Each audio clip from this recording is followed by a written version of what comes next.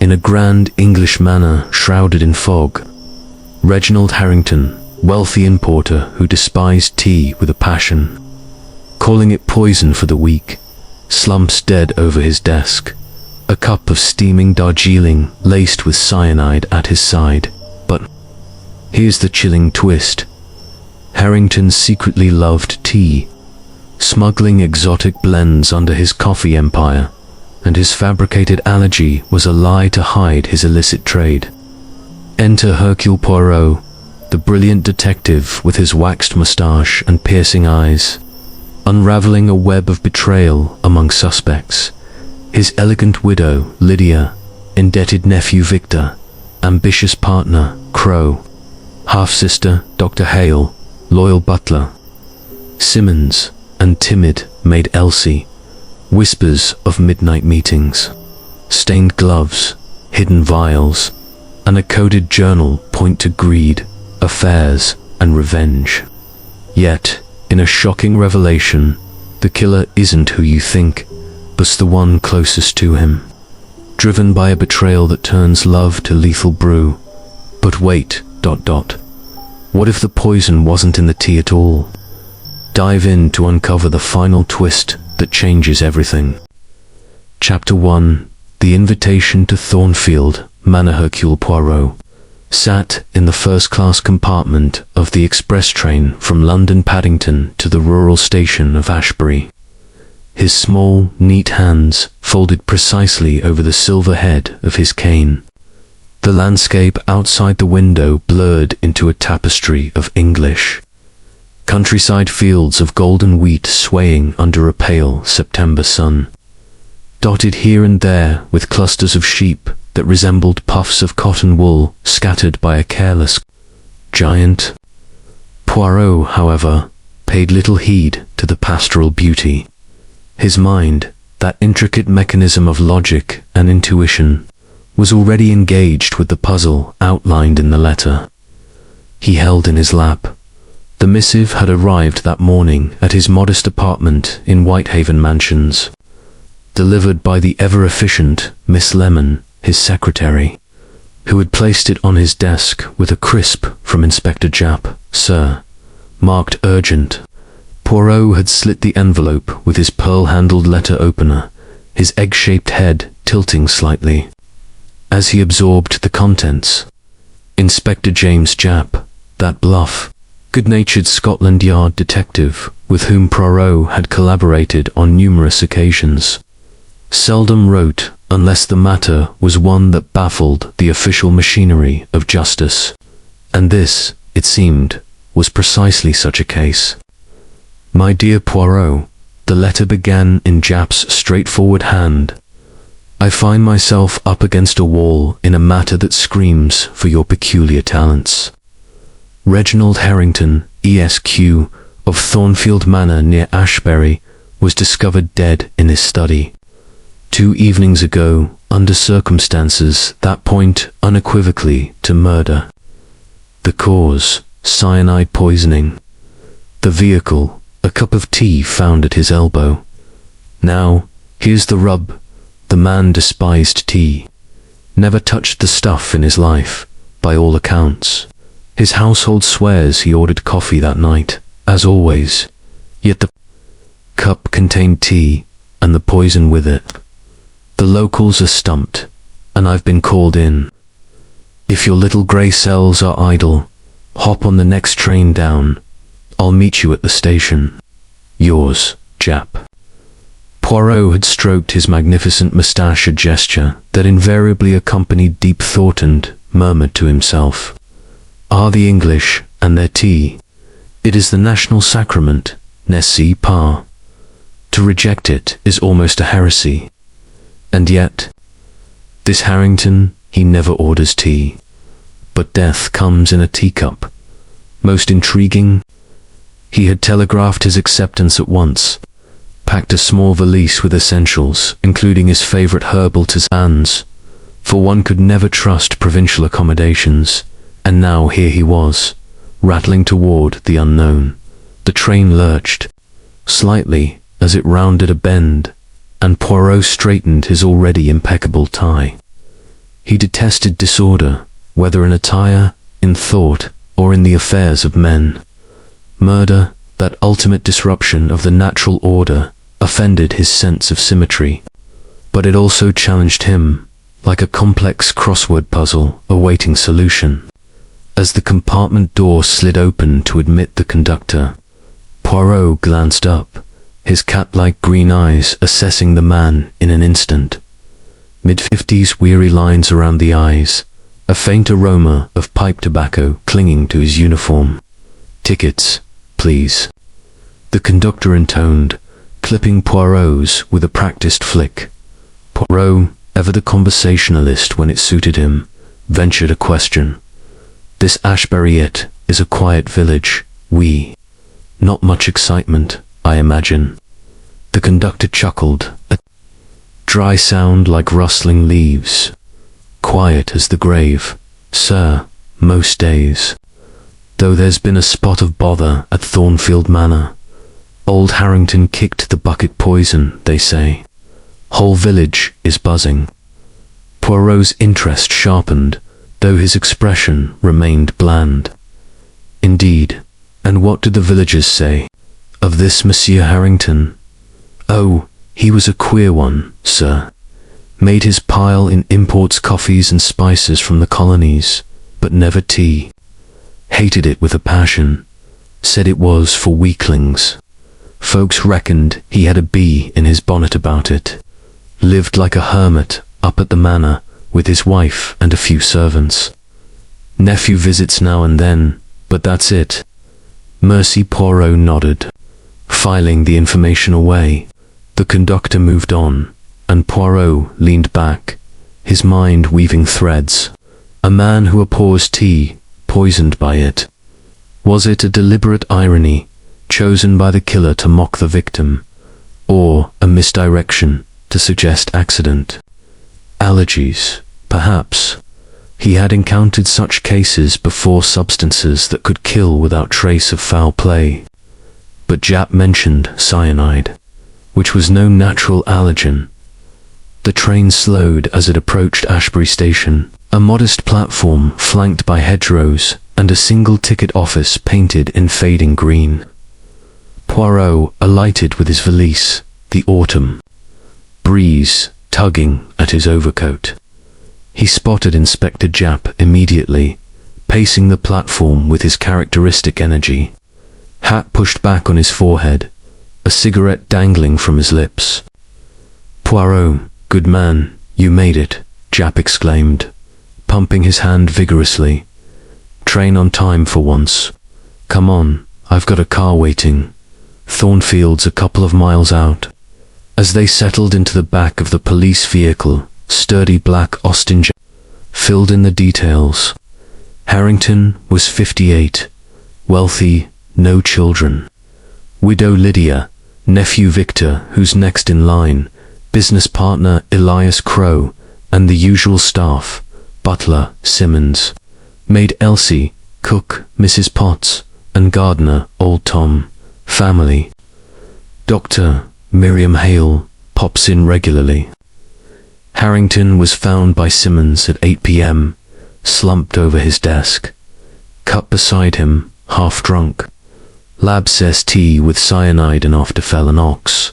"And the household?" Poirot inquired, his voice soft but probing. All alibied loosely. Lydia was. In the garden, Victor out riding, Crowe had left after a meeting. Hale wasn't there. Servants in the kitchen. No forced entry, no strangers about. Poirot nodded thoughtfully. "And this aversion to teat is well known."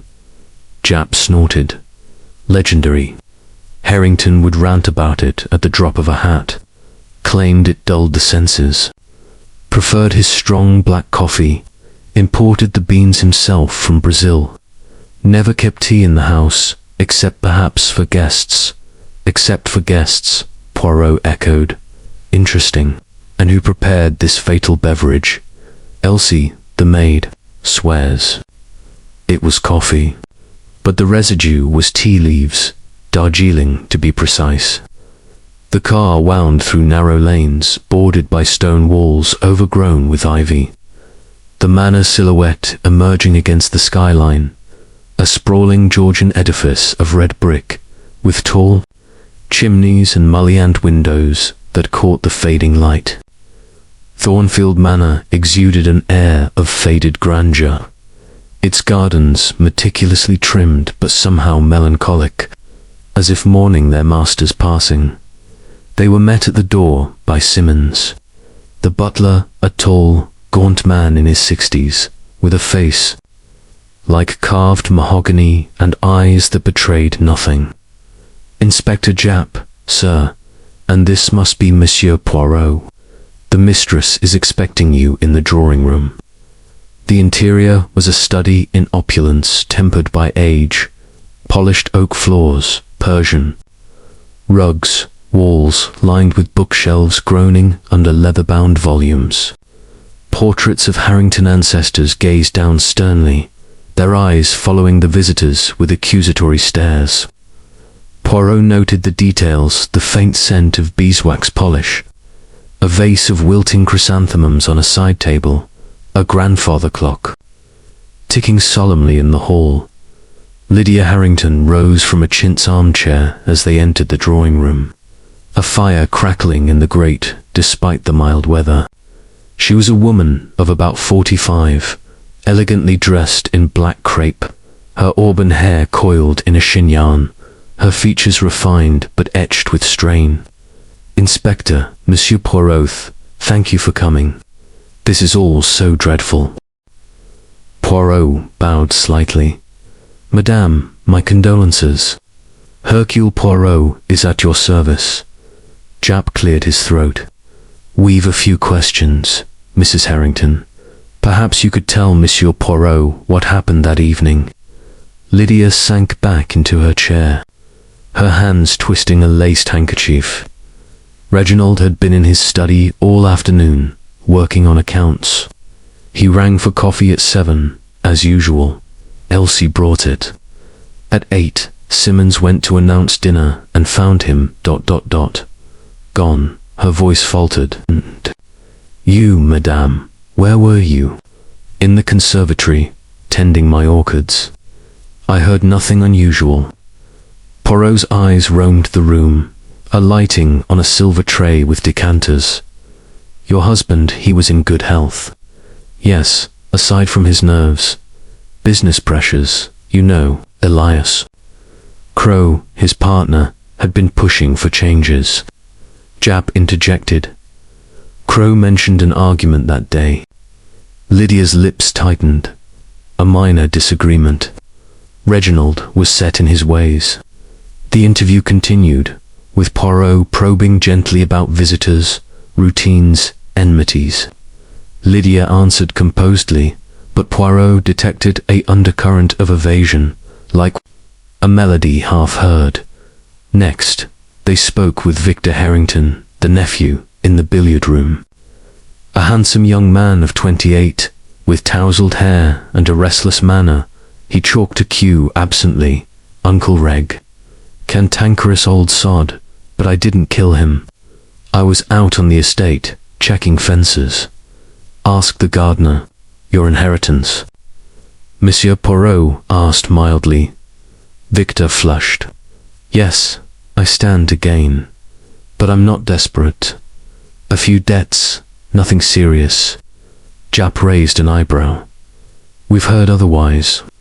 Gambling losses in London, that's private." Victor snapped, then subsided. "Look, Uncle was cutting my allowance. Said I needed to learn responsibility. But poison, not my style." As they left, Poirot murmured to Japp, "The young man protests much. And observe his boots have fresh mud, yet he claims to have been riding, not walking." Elias Crowe was waiting. In the library, a sharp-faced man with spectacles and a ledger under his arm.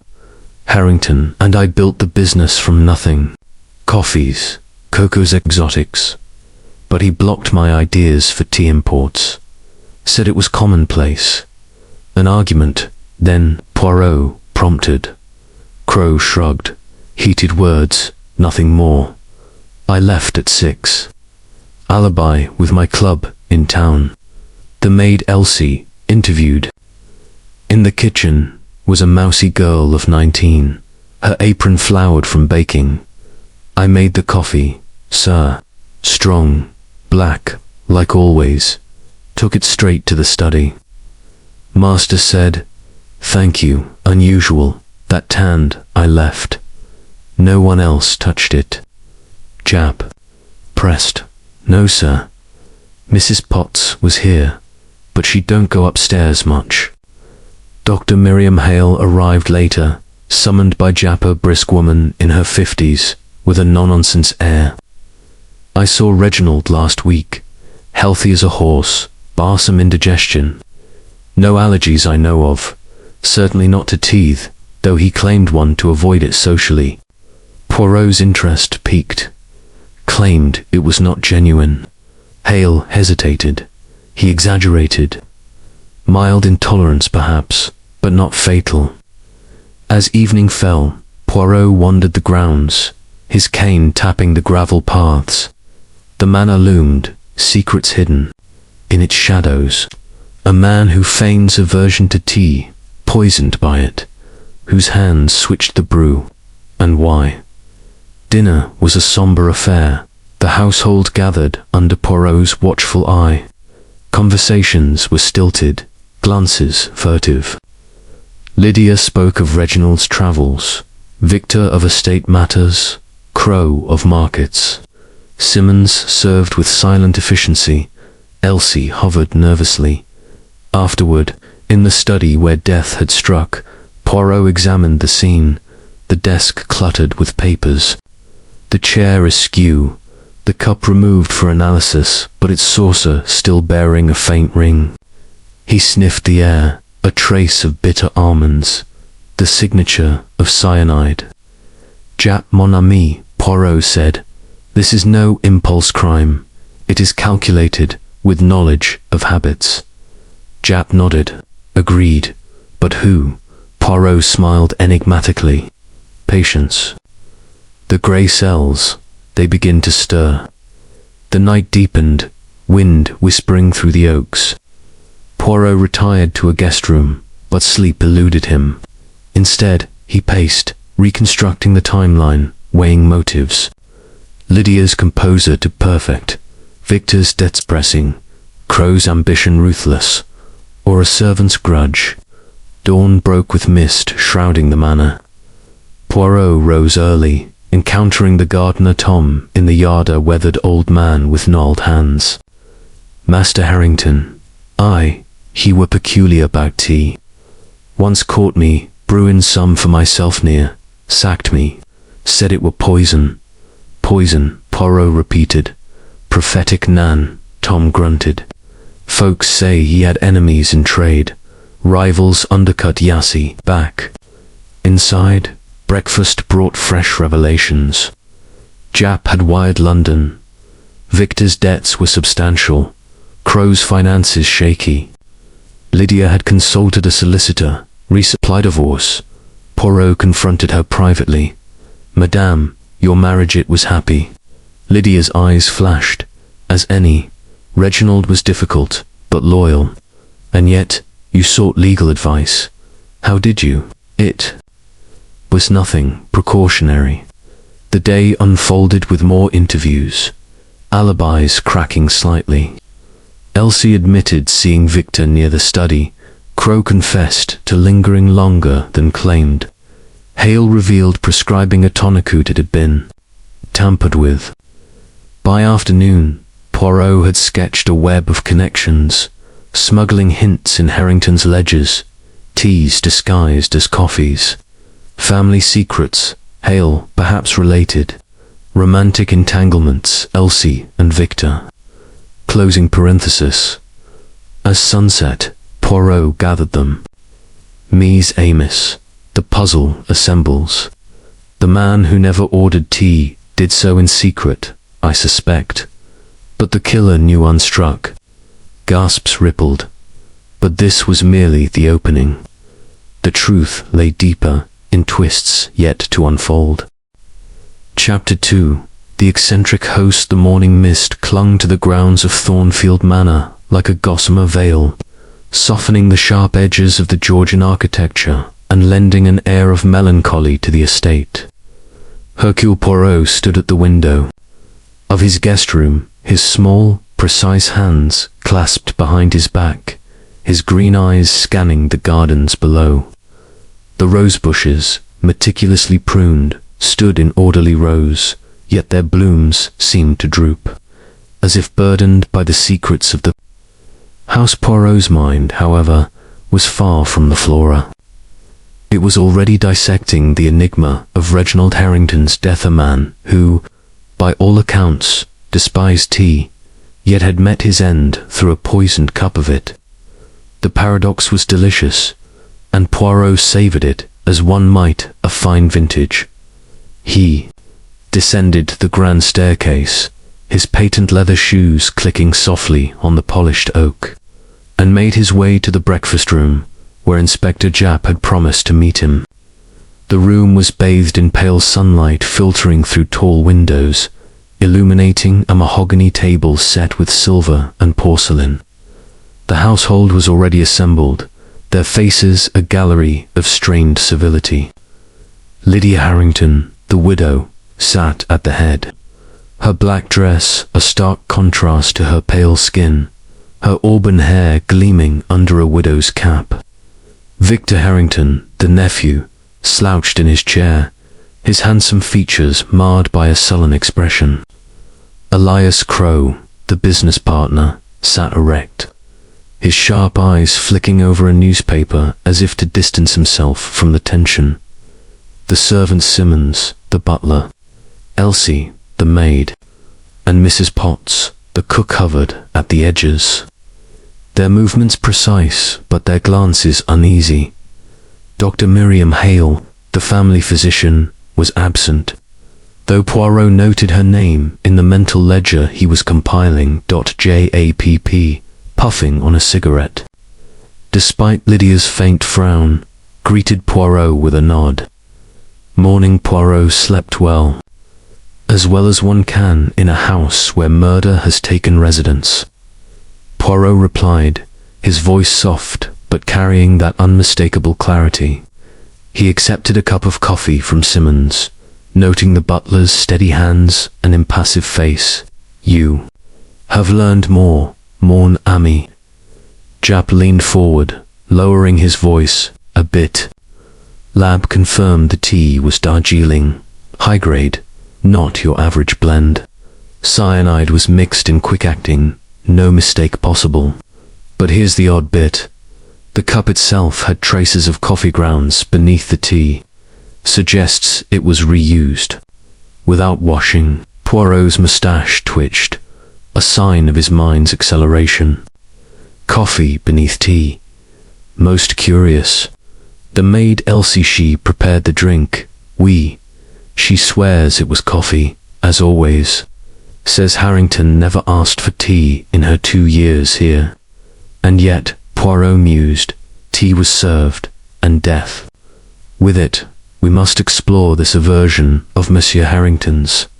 It is, perhaps, the key. Breakfast proceeded with the forced politeness of a group under scrutiny. Lydia spoke little, her fork moving listlessly through a poached egg. Victor grumbled about the estate's upkeep, casting glances at his aunt that Poirot found laden with unspoken resentment. Crowe, folding his newspaper, mentioned trade tariffs, his tone clipped as if deflecting attention. Poirot, sipping his coffee perfectly brewed, he observed them all, his mind cataloguing gestures, inflections, and silences. After breakfast, Japp led Poirot to the study where Harrington had died. The room was a masculine domain, dark. Panelling, shelves of ledgers, a heavy desk cluttered with papers, and an inkstand. The chair where Harrington had been found was pushed back, its leather worn but polished. The saucer remained, a faint brown ring marking where the fatal cup had rested.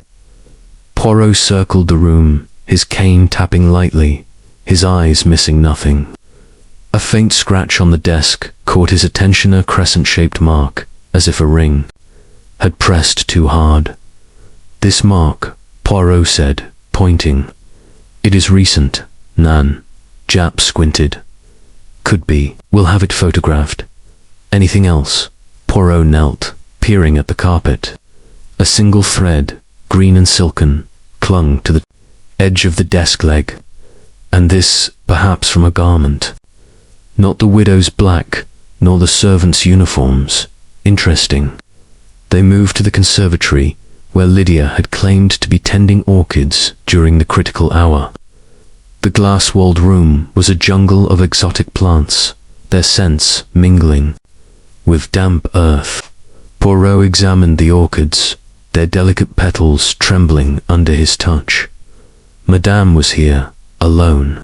"So she says," Jap replied.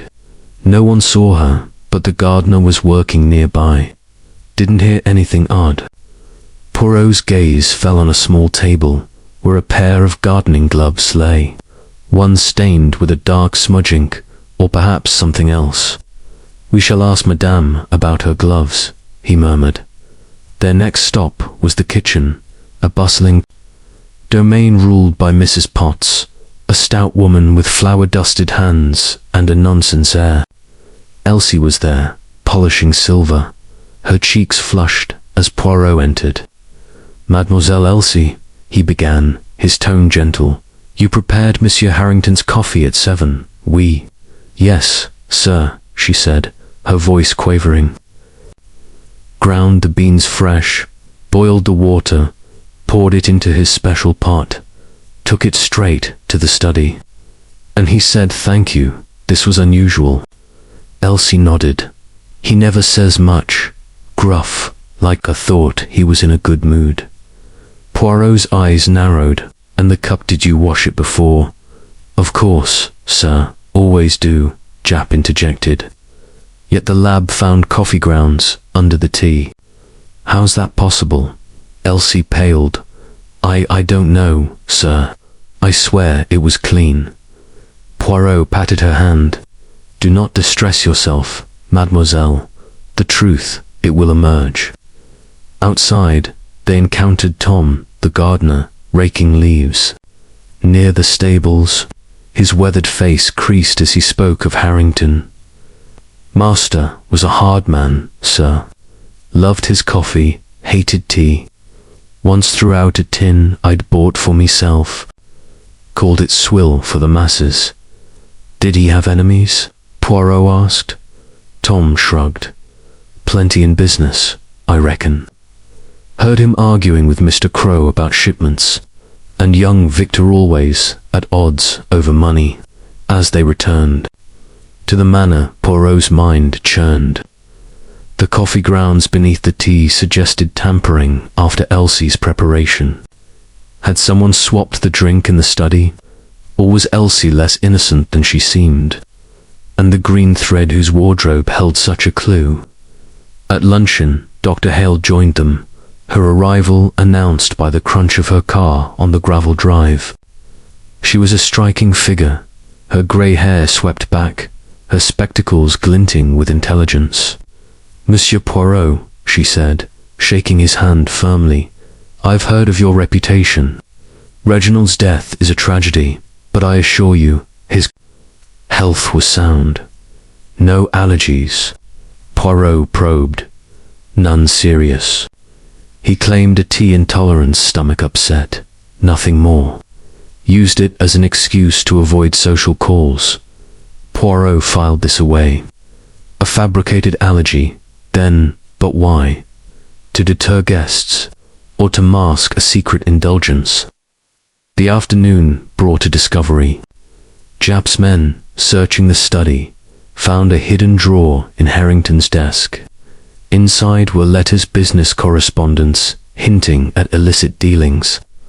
One, from an unnamed source, warned, "Cease the shipments, or face exposure." Poirot's eyes gleamed. Smuggling, perhaps. Coffee as a front for something else. Jap nodded. could be. Harrington's firm dealt in exotic seizee to hide contraband. Tea, even. Poirot's thoughts raced. Had Harrington's aversion been a ruse to protect a smuggling operation, and had a rival or partner turned to murder? As evening fell, Poirot requested a tour of Harrington's private quarters. The bedroom was austere, save for a locked cabinet.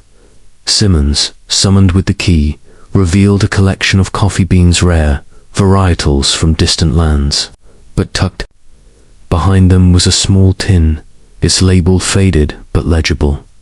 Finest Darjeeling. Poirot's moustache quivered. So, the man who never ordered tea kept it in secret. Why, Simmons, for the first time, looked rattled. I didn't know, sir. He never mentioned it. Dinner was tense, the household aware of Poirot's probing. Victor drank heavily. Crowe excused himself early. Lydia retired with a headache. Poirot, retiring to his room, sat by the fire, his notebook open. He sketched a diagram. Harrington at the center, lines radiating to Lydia inheritance, Victor debts, Crowe business rival, Hale medical access, Elsie opportunity, Simmons loyalty. The green thread, the smudged glove, the hidden tin, they were pieces. But the pattern eluded him. Yet one fact stood clear. Harrington's hatred of tea was a lie. The killer knew this, and used it. The question was not just who, but why. The deception. As the clock struck midnight, Poirot closed his notebook. "Tomorrow," he murmured, "the grey cells will uncover more." Chapter 3. The gathering of suspects. The sun had dipped below the horizon, casting long shadows across the manicured lawns of Thornfield Manor, when Hercule Poirot decided it was time to assemble the household. The air in the drawing-room carried a chill that no fire in the grate could dispel, for it was the chill of suspicion, heavy and pervasive. Poirot stood before the assembled group, his small stature belying the commanding presence that held their attention like a magnet. His moustache, waxed to perfection, gleamed under the chandelier's light, and his green eyes swept over each face with the precision of a surgeon's scalpel. Inspector Japp lingered by the door, his notebook at the ready, a silent sentinel ensuring no one slipped away. The suspects, for that is what they were now, in Poirot's mind, sat in a semicircle of armchairs and sofas, their postures revealing more than their words might. Lydia Harrington, the widow, occupied the her-backed chair that had been her husband's favorite, her hands folded in her lap, her expression a mask of composed grief. Yet Poirot noted the faint tremor in her fingers, the way her eyes darted to the clock as if willing time to hasten. Victor Harrington, the nephew, lounged against the mantelpiece, a cigarette smouldering between his lips, his youthful face etched with impatience and something darker defiance, perhaps. Elias Crowe, the business partner, sat rigidly, his spectacles reflecting the firelight, his thin lips pressed into a line that suggested calculation rather than sorrow. The maid, Elsie, perched on the edge of a stool, her apron twisted in her hands, her cheeks flushed with anxiety.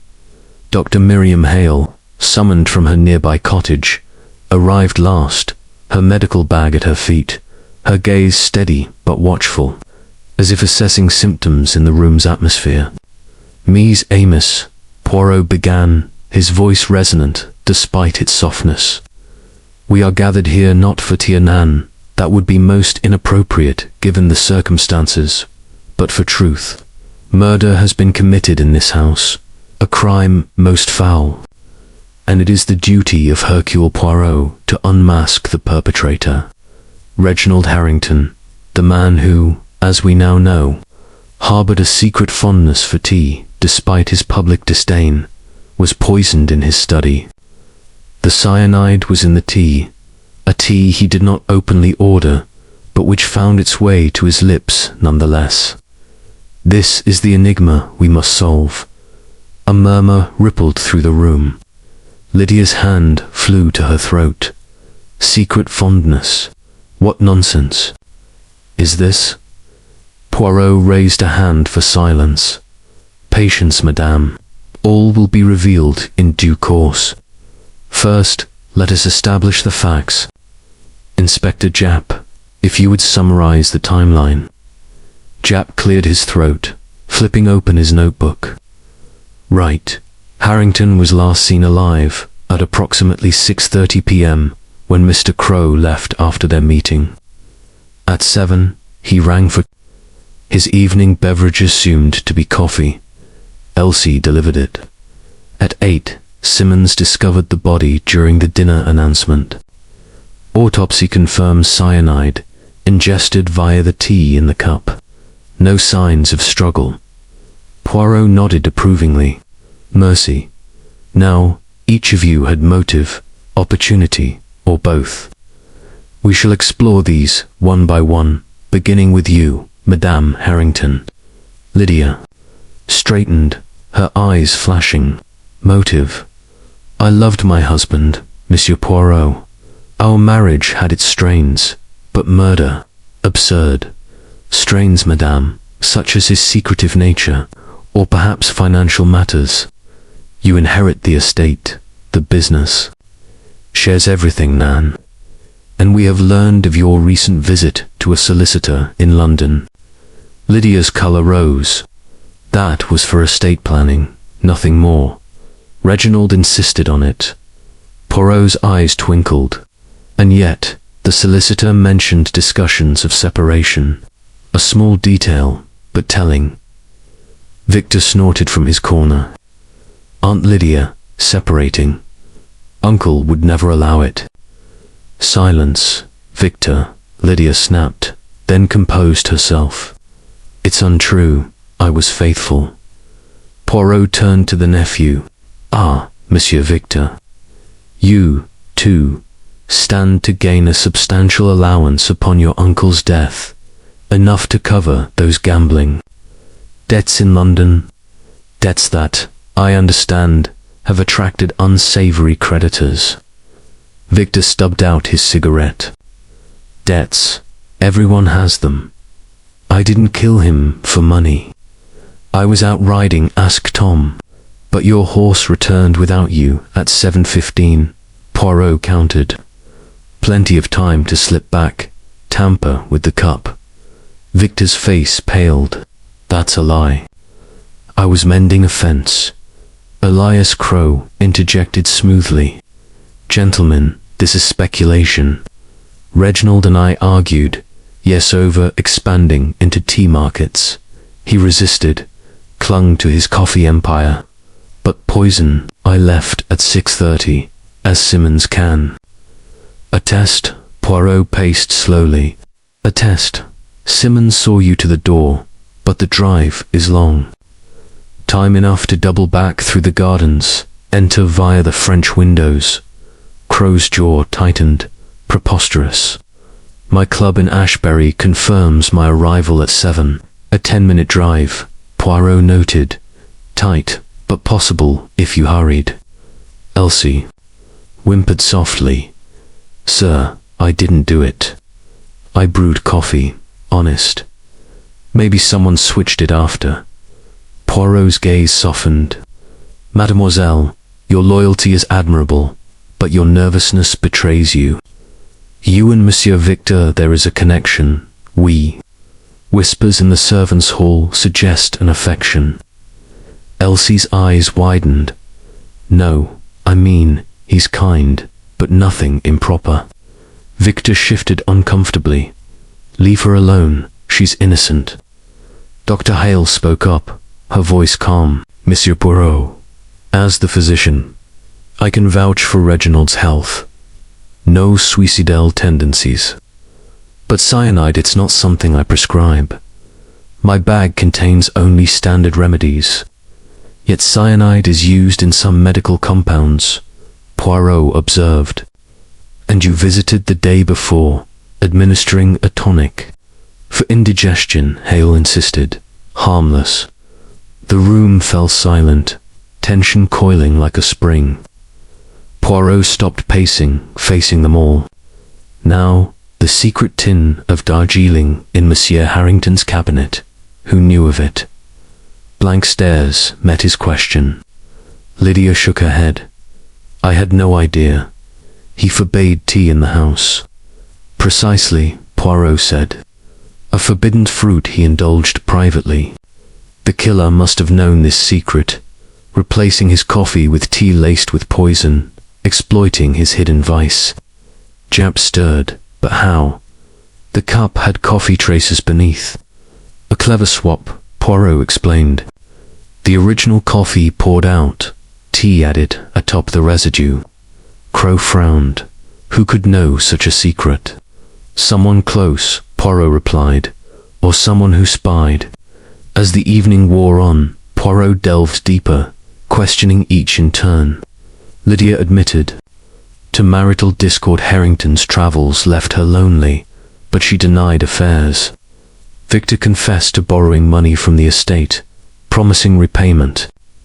Crowe revealed business strains. Harrington's smuggling suspicions threatened their partnership. Elsie broke down, admitting she had seen Victor near the study, but swore secrecy out of fondness. Hale disclosed a professional disagreement, ignored her advice on stress. Simmons, standing impassively, was called forward. You, monsieur, have served here 20 years. Loyal, yet perhaps you saw too much. Simmons bowed slightly. Sir, Master Harrington was exacting, but fair. I knew nothing of tea. Poirot's eyes narrowed, and the green thread in the study. From your livery, no. Perhaps from a lady's scarf. Hale touched her neck. I wore no scarf. The gathering dissolved into accusations. Victor pointed at Crowe. You wanted the business. Crowe retorted. Your debts drove you. Lydia pleaded innocence. Elsie sobbed. Hale remained stoic. Poirot raised his hands. Enough. The night is young. Tomorrow, more revelations. But remember, Hercule Poirot sees all. As they dispersed, Poirot conferred with Japp. Mon ami, wires to London. Check alibis thoroughly, and the smuggling dig deeper. Japp nodded. On it, that tin imported recently, per the label. Alone in the drawing room, Poirot examined a family portrait. Harrington. Stern. Lydia, distant. Victor, absent. A clue there. Familial fractures ran deep. The next morning brought rain, drumming against the windows like impatient fingers. Poirot breakfasted alone, his Tizen steaming, mind worry. Japp arrived with news. Victor's club alibi cracked. He left early. Crowe's finances showed hidden accounts. Lydia's solicitor confirmed divorce inquiries. Confrontations followed. Victor admitted slipping back for a forgotten wallet, but claimed no entry to the study. Crowe denied embezzlement, blaming Harrington's paranoia. Lydia wept, revealing Harrington's cruelty by afternoon. A discovery, in the conservatory, behind orchids, a vial cyanide residue. Lydia gasped, not mine, fingerprints. Japp sent it for analysis. Tension mounted. Elsie confided in Poirot. She saw Hale arguing with Harrington days prior. Something about inheritance denied. Hale questioned, admitted, Reginald was my half-brother. He promised recognition, but reneged. Motive anew as dusk fell. Poirot pondered. The gathering had cracked facades, but the killer lurked. A twist awaited the allergy myth, perhaps a red herring planted by the victim himself.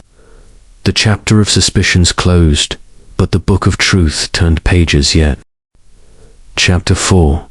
The widow's secret. The conservatory at Thornfield Manor was a haven of fragile beauty amid the estate's brooding solidity, its glass panes capturing the fleeting warmth of an overcast afternoon and transforming it into a luminous glow that bathed the exotic orchids in ethereal light.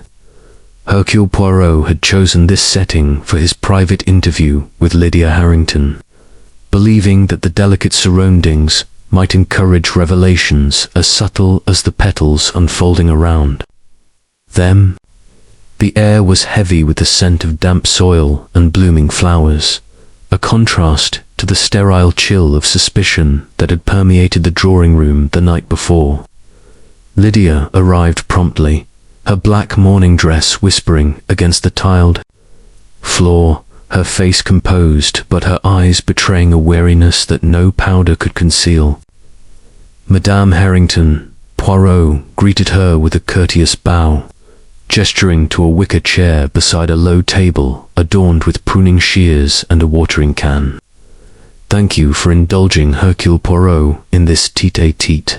The conservatory is your sanctuary, Nan, a place where one might escape the burdens of the household." Lydia seated herself gracefully, her hands smoothing the fabric of her skirt. "Yes, Monsieur Poirot. Reginald seldom ventured here. He preferred his study and ledgers. The orchids are my passions. They require patience and care, qualities that life sometimes demands in abundance." Poirot nodded, settling into the opposite chair, his cane propped against his knee. "Patience, indeed, and care. Let us speak of your marriage, Madame. How long had you and Monsieur Harrington been wed?" 22 years, she replied, her voice steady. "We met in London, at a society ball. He was already building his import business. Then spices from the East Indies, coffees from South America. Ambitious, charming in his way. I was drawn to his worldliness." And yet, Poirot interjected gently, ambition constrained a union. "His travels, they left you alone, often." Lydia's gaze drifted to a purple orchid, its blooms like velvet tongues. "Frequently, months at a time. He scoured the globe for rare beans, negotiating with planters in remote villages. But he always returned, with gift silks, jewels, stories of adventures. It was enough, at first." Poirot's green eyes observed her closely. "At first, and later, the strains, they deepened." She hesitated, her fingers tracing the edge of the table. "Reginald became more reclusive, obsessed with his collections, his routines. The aversion to teat was almost a mania," he claimed. "It weakened the spirit, dulled the mind. Our home was forbidden to it. Even guests were offered alternatives. I adapted, but it isolated us further." "Adapted?" Poirot echoed. "Yet, Madame, you recently ordered a special blend of tea. Darjeeling, perhaps. For guests, you say?" Lydia's eyes widened slightly. "How did you?" "Yes, a small quantity, from a London merchant, for visitors who might prefer it. Reginald tolerated it, as long as it remained out of sight." Poirot leaned forward, out of sight, like his own secret tin. "Ah, you did not know of that. But tell me, Madame, this order it coincided with tensions in the marriage." Her composure faltered, a flush creeping into her cheeks. "Tensions? Every marriage has them. Reginald's health was declining, nerves, indigestion. Dr. Hale prescribed rest, but he ignored her. And your inheritance," Poirot pressed, his tone mild but insistent. "Upon his death, everything passes to you, the manor, the business shares, the fortune." "A motive," some might say. Lydia's hands clenched. "Motive? I loved him, Monsieur Poirot. Despite his quirks, his absences. The will was drawn years ago. I had no hand in it." Love, Poirot murmured. A powerful force, yet it can twist into resentment. Your visit to the solicitor discussions of separation. She stood abruptly, her chair scraping. That was precautionary. Reginald's paranoia about business rivals made him suggest it for protection. I never intended to leave. As she turned to depart, Poirot's sharp eyes caught a detail, a faint stain on her right glove. Dark and irregular, not the green of plant. Sap, but something thicker, perhaps ink or residue from a vial. Madame, he called softly, your glovet is marked. An accident in the garden. Lydia glanced down, tucking her hand away. Ink from writing letters, nothing more. She exited swiftly, the door clicking shut behind her. Poirot remained seated, his mind worry like the gears of a fine watch. The stain ink, she claimed, but its hue suggested otherwise. Cyanide solutions could leave similar marks if handled carelessly, and the tea order a convenience or a preparation. He rose, pocketing a fallen petal for later examination, and stepped into the corridor. Outside, the gardens stretched under, a sky heavy with impending rain, the gravel paths crunching underfoot as Poirot wandered toward the stables. Voices carried on the breeze-heated, accusatory. He paused behind a hedgerow, concealed, and listened. Victor Harrington's tone was sharp. You think you can contest the will, Crowe? Uncle left everything to Aunt Lydia, and then to me. Your partnership doesn't entitle you to a penny more. Elias? Crowe's reply was measured, laced with venom. The clause is clear, boy. If Reginald died under suspicious circumstances, the business reverts to me for oversight. He didn't trust your gambling ways or Lydia's spending. Suspicious? You mean murder, Victor retorted. Convenient for you, isn't it? Pushing for tea. Expansions, arguing that day. Maybe you slipped back. Crowe laughed bitterly, and you skulking about with debts piling up. Or perhaps your little dalliance with the maid gave you ideas. Leave Elsie out of this. Victor's voice rose, then footsteps receded as they moved apart. Poirot emerged, his expression thoughtful, motives multiplying like unchecked alibis inheritance. Disputes, business rivalries, hidden affairs.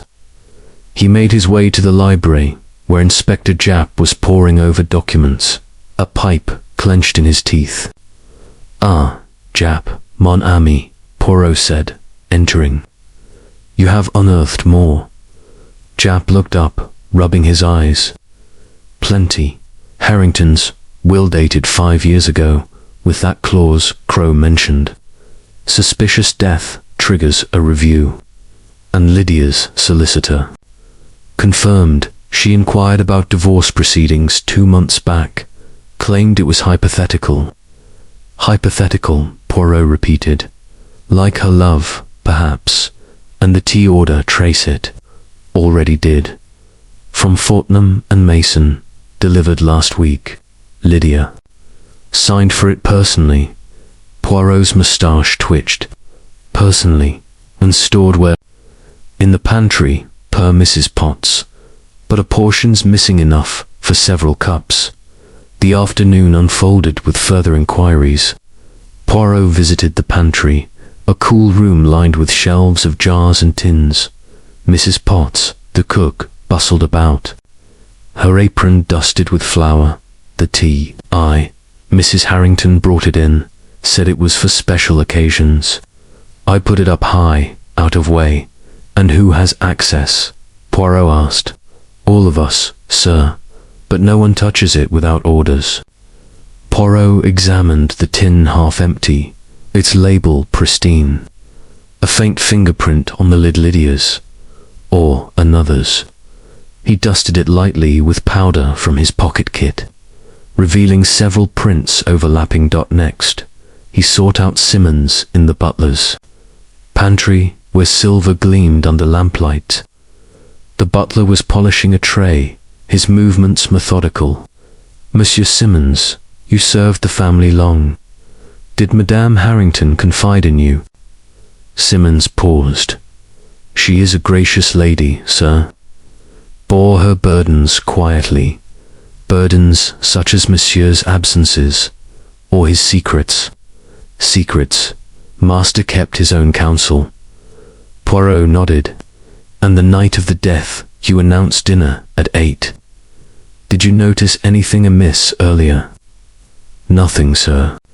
Though I heard voices in the study around 7:30, master and someone else, muffled someone else." Poirot's interest sharpened. Man or woman, couldn't say. Brief, then silence. A new thread, a visitor in the study after Elsie's delivery. Poirot filed it away. Evening approached, the rain now pattering against windows like insistent questions. Poirot dined alone in his room, reviewing notes, Lydia's stain, the missing tea, the disputed will, the muffled voices. Motives abounded, but evidence whispered. A knockjap with telegrams. London wires. Lydia's bank shows large withdrawals, recently and Hale's background. She treated Harrington for years, but records show a personal loan from him, unpaid. Loans, withdrawals, Poirot mused. Layers upon layers. The night deepened, wind howling. Poirot paced, reconstructing. Lydia's secret. Not just inheritance, but perhaps betrayal. Had she discovered Harrington's hidden tea, used it against him? Dawn broke grey. Poirot confronted Lydia again, in the morning room. "Madame, the stain on your glove, not ink. Cyanide leaves such marks." She blanched. "Impossible. I handled no poison, and the withdrawals. To whom charities?" she insisted. "Anonymous," Poirot pressed. "Or to silence a lover. Rumors suggest indiscretions. Tears welled. No. Reginald was unfaithful, first during. Travels I forgave. I twist Harrington's infidelity. Motive deepened. Further probes. Victor admitted overhearing Lydia and Hale discussing family matters. Crowe revealed letters from Harrington accusing Lydia of extravagance. By midday. A discovery in Lydia's boudoir. A hidden diary, entries lamenting isolation, hinting at despair. "Our secrets will ruin us," Poirot pondered. The widow's secret despair. Or a deadly intent. As rain ceased, Poirot walked the grounds, finding a discarded vial near the conservatory cyanide traces. Lydia's, or planted. The web tightened, secrets unraveling like frayed silk. Chapter 5.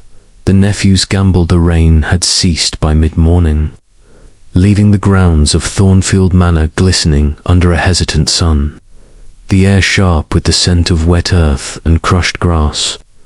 Hercule Poirot, immaculate in his tailored overcoat, stood on the terrace overlooking the estate's rolling lawns, his cane tapping a soft rhythm against the flagstones. His mind, however, was far from the serene vista. It churned with the threads of the case, Lydia's stained glove, the hidden tea tin, the muffled voices in the study. And now, the emerging shadow of Victor Harrington, the nephew whose careless charm masked a tangle of debts and desperation. Poirot's green eyes narrowed as he considered the young man's role in the deadly drama. A gambler's recklessness could lead to ruin or to murder. Inside, the manor hummed with subdued activity, the servants moving with the quiet efficiency of those accustomed to scrutiny. Poirot had requested a private interview with Victor, choosing the billiard room for its masculine seclusion, a space where the nephew might feel at ease, or perhaps too much so, revealing more than intended. The room was dimly lit, its green baize table dominating the center, cues racked neatly along the wall. A faint haze of cigarette smoke lingered, evidence of Victor's restless presence. He stood by the table, chalking a cue with unnecessary vigor, his dark hair falling into his eyes, his jaw set in defiance. "Monsieur Victor," Poirot began, closing the door with a soft click. "Hercule Poirot wishes to understand you better. You are the heir apparent, nan de fortune, after Madame Lydia falls to you. A heavy responsibility for one so young." Victor smirked, though his eyes betrayed unease. "Responsibility? Uncle Reginald didn't think so. Called me a wastrel, said I'd squander the lot at the tables. Cut my allowance last month. The old miser." Poirot seated himself in a leather armchair, his posture precise. "And this reductionate caused you distress. Debts, they mount quickly in the gaming houses of London, do they not?" Victor's hand faltered, the chalk leaving a white smear on his fingers. "What's that to you? A few bad bets. Nothing I can't handle. I didn't need his money that badly." "Nan," Poirot's voice was mild, but his gaze was piercing. Yet, Inspector Japp's inquiries revealed debts to unsavory characters, men who do not take kindly to unpaid markers. A sum of, let us say, £5,000. Victor's face flushed, and he slammed the cue onto the table. "Damn Japs, snooping. Yes, I owe money, but murder. That's a stretch, even for you, Poirot." Poirot leaned forward, his cane balanced across his knees. "You were here the night before the murder. You claim to have left early for a game in Ashbury, yet the club owner recalls you departing abruptly at 6:30, not 9 as you stated. Where did you go, Monsieur Victor?" The young man paced, his boots scuffing the polished floor. "Back here, all right. Forgot my riding gloves. Came and went, didn't even see Uncle." "And yet," Poirot continued, "your horse was seen riderless at 7:15, and your boots, they carry mud fresh, not dried. You were in the gardens, perhaps near the study's French windows." Victor stopped, his eyes narrowing. "You're fishing."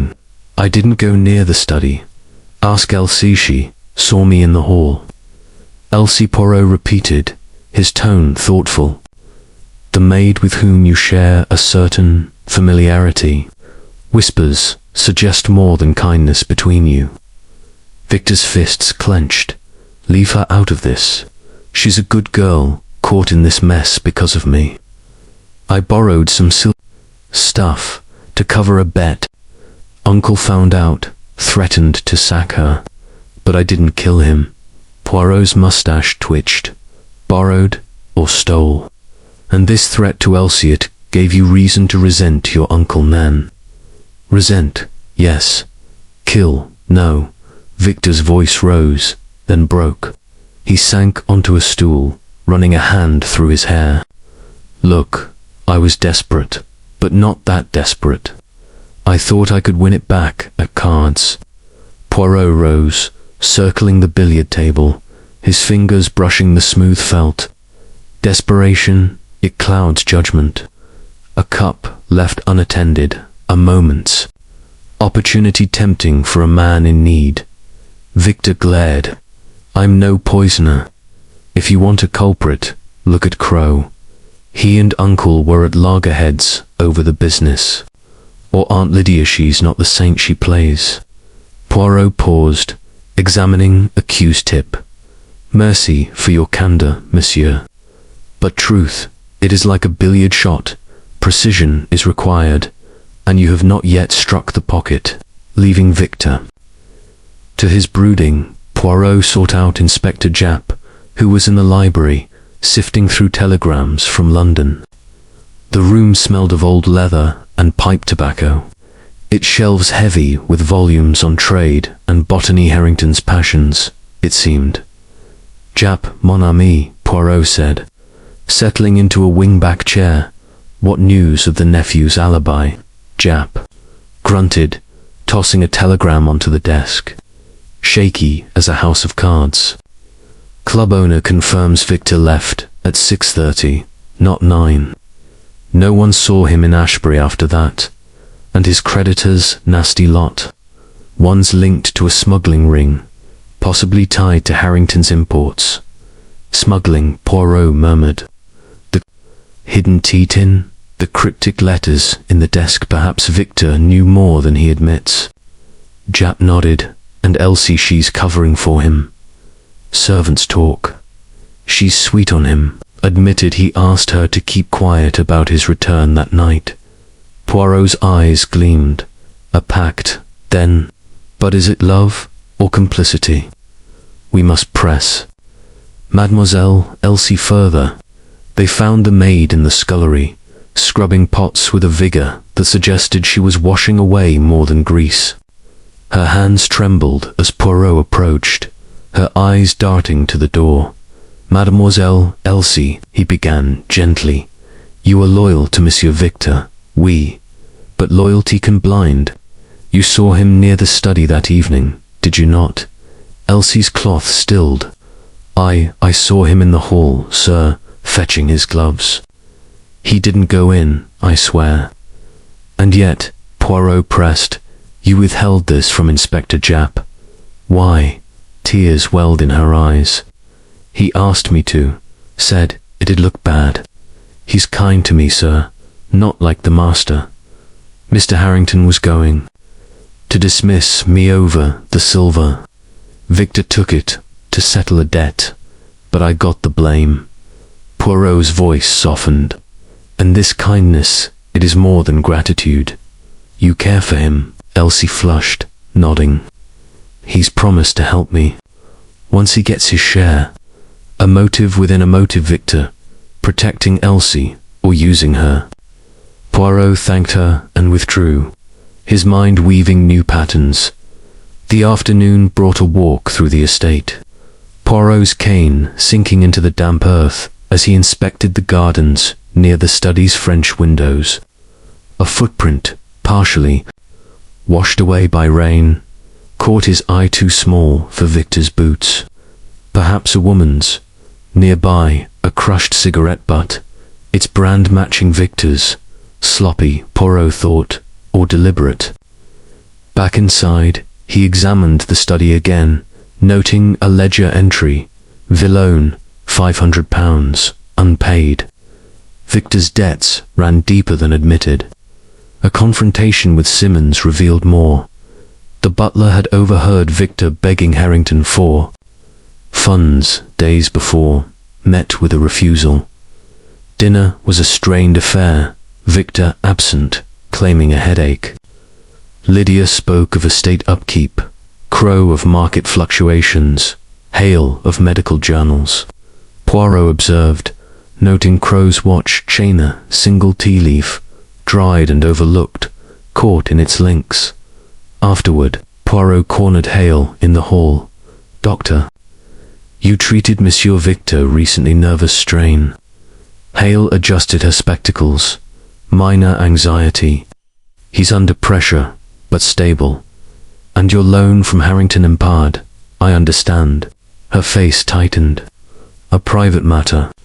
He was generous, but we disagreed on terms. Another thread Hale's financial tie. Was Victor aware? As night fell, Poirot reviewed his notes. Victor's debts. Elsie's loyalty. The footprint. The tea leaf on Crowe. A gambler's desperation could lead to rash acts. But the tea's presence pointed to deeper knowledge. A late telegram from Jap, Victor's creditor, had ties to a tea smuggling ring. Did Victor know of Harrington's secret stash, using it to frame another? Poirot retired, the manor creaking around him. The nephew's gamble was unraveling, but was it a bluff? A deadly play? Chapter 6. The partner's ambition.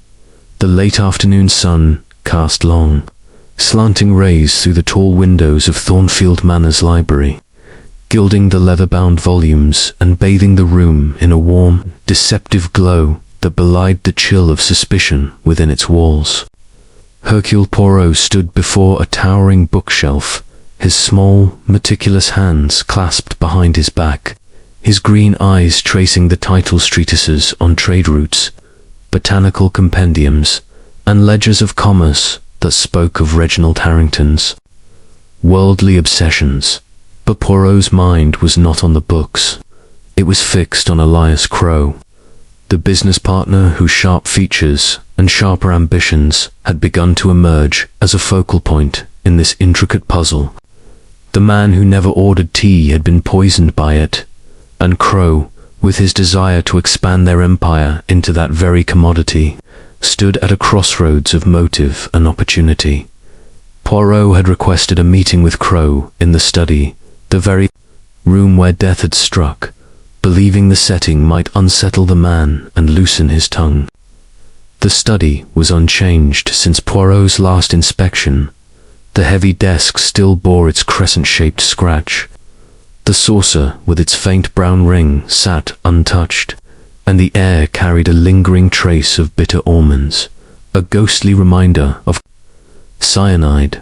Crowe entered promptly, his spectacles glinting in the lamplight, his posture rigid, as if braced for an assault. He carried a ledger under one arm, a prop of professionalism, but Poirot noted the slight tremor in his fingers as he set it down. "Monsieur Crowe," Poirot began, seating himself behind the desk with an air of quiet authority, "Hercule Poirot wishes to explore the heart of your partnership with Monsieur Harrington. You built an empire together then. Coffee, spices, exotic goods, but not tea. This was a point of contention, I understand." Crowe adjusted his spectacles, his voice clipped. "Reginald and I started with nothing to young men with a knack for trade. We sourced the finest coffees from Brazil, cocoa from Africa, spices from the Indies. Our firm, Harrington and Crowe, became a name in London. But tea," he shook his head. "Reginald despised it, called it pedestrian, a commodity for the masses. I saw opportunity tea is England's lifeblood, but he blocked every proposal."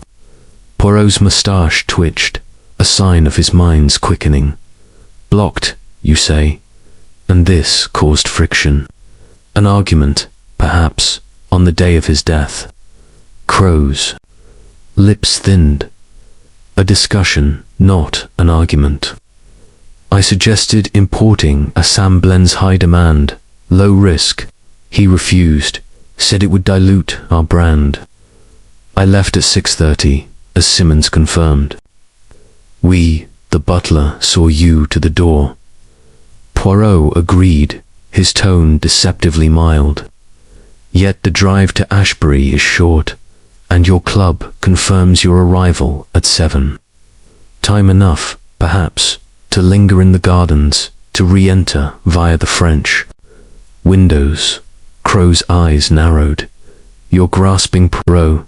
I had no reason to kill him. Our partnership thrived despite disagreements. Thrived."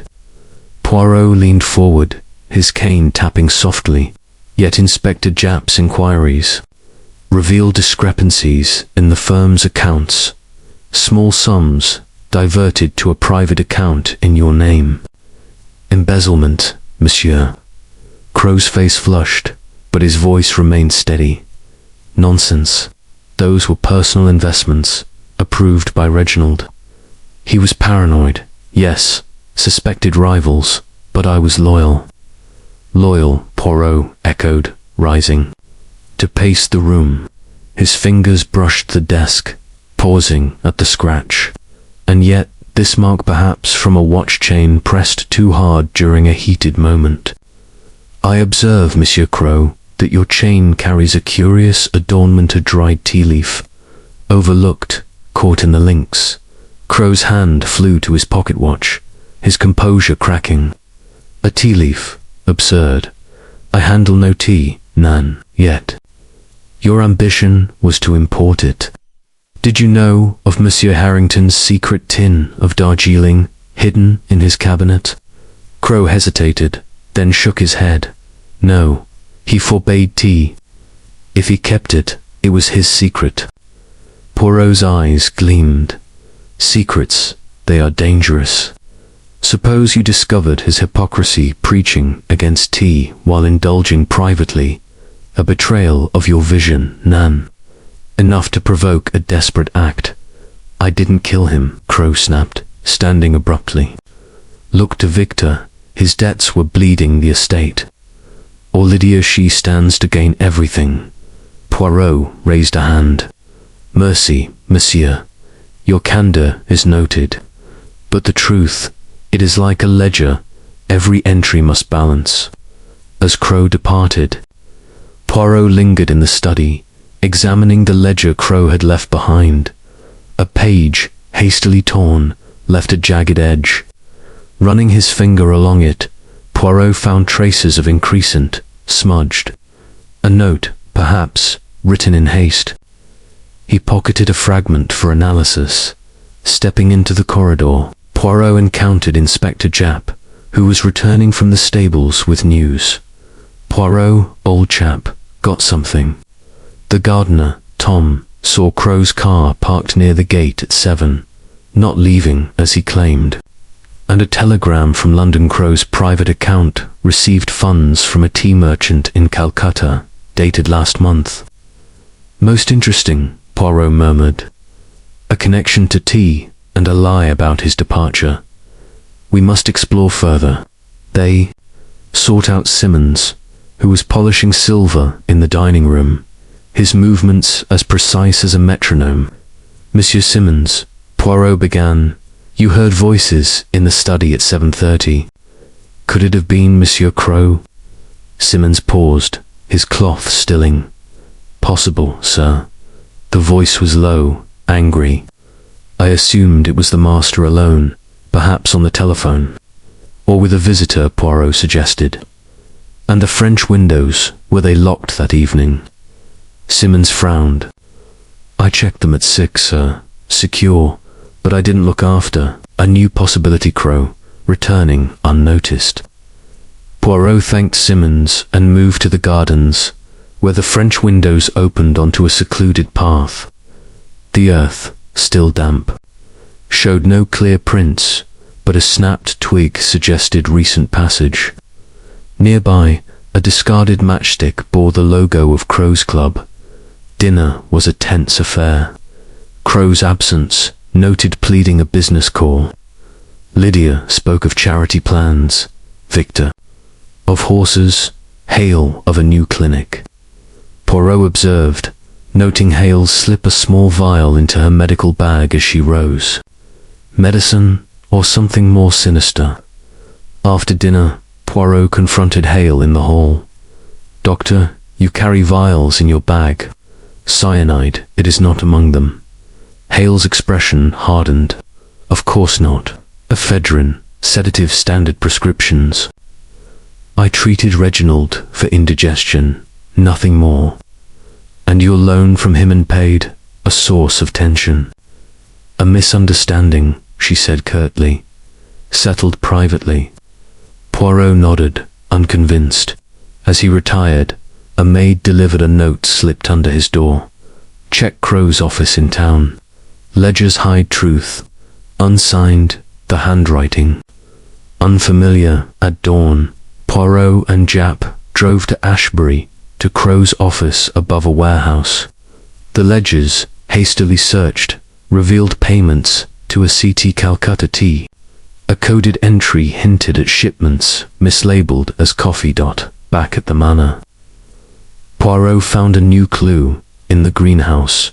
Among Lydia's orchids, a tea-bag exotic, imported, not from her order. Crowe's doing. Confronting Crowe, Poirot pressed. Your ambition, monsieur, it led to smuggling. Tea disguised as coffee, to bypass tariffs. Crowe paled. You've no proof. Ledgers and tea leaves, Poirot countered. They speak. Crowe stormed out, But Japp detained him. Fingerprints on the tea bag matched Crowe's. Yet Poirot hesitated. Ambition drove Crowe, but was it murder? The vial in Hale's bag, the notes warning another hand at play. The day closed with Poirot in the library, sketching connections. Crowe's tea leaf, Victor's debts, Lydia's stain, Hale's vial. The partner's ambition was a thread, but the tapestry of murder was incomplete. Chapter 7. The maid's confession. The kitchens of Thornfield Manor were a world apart from the polished elegance of its upper rooms, a realm of gleaming copper pots, scrubbed wooden tables, and the sharp tang of onions mingling with the warmth of freshly baked bread.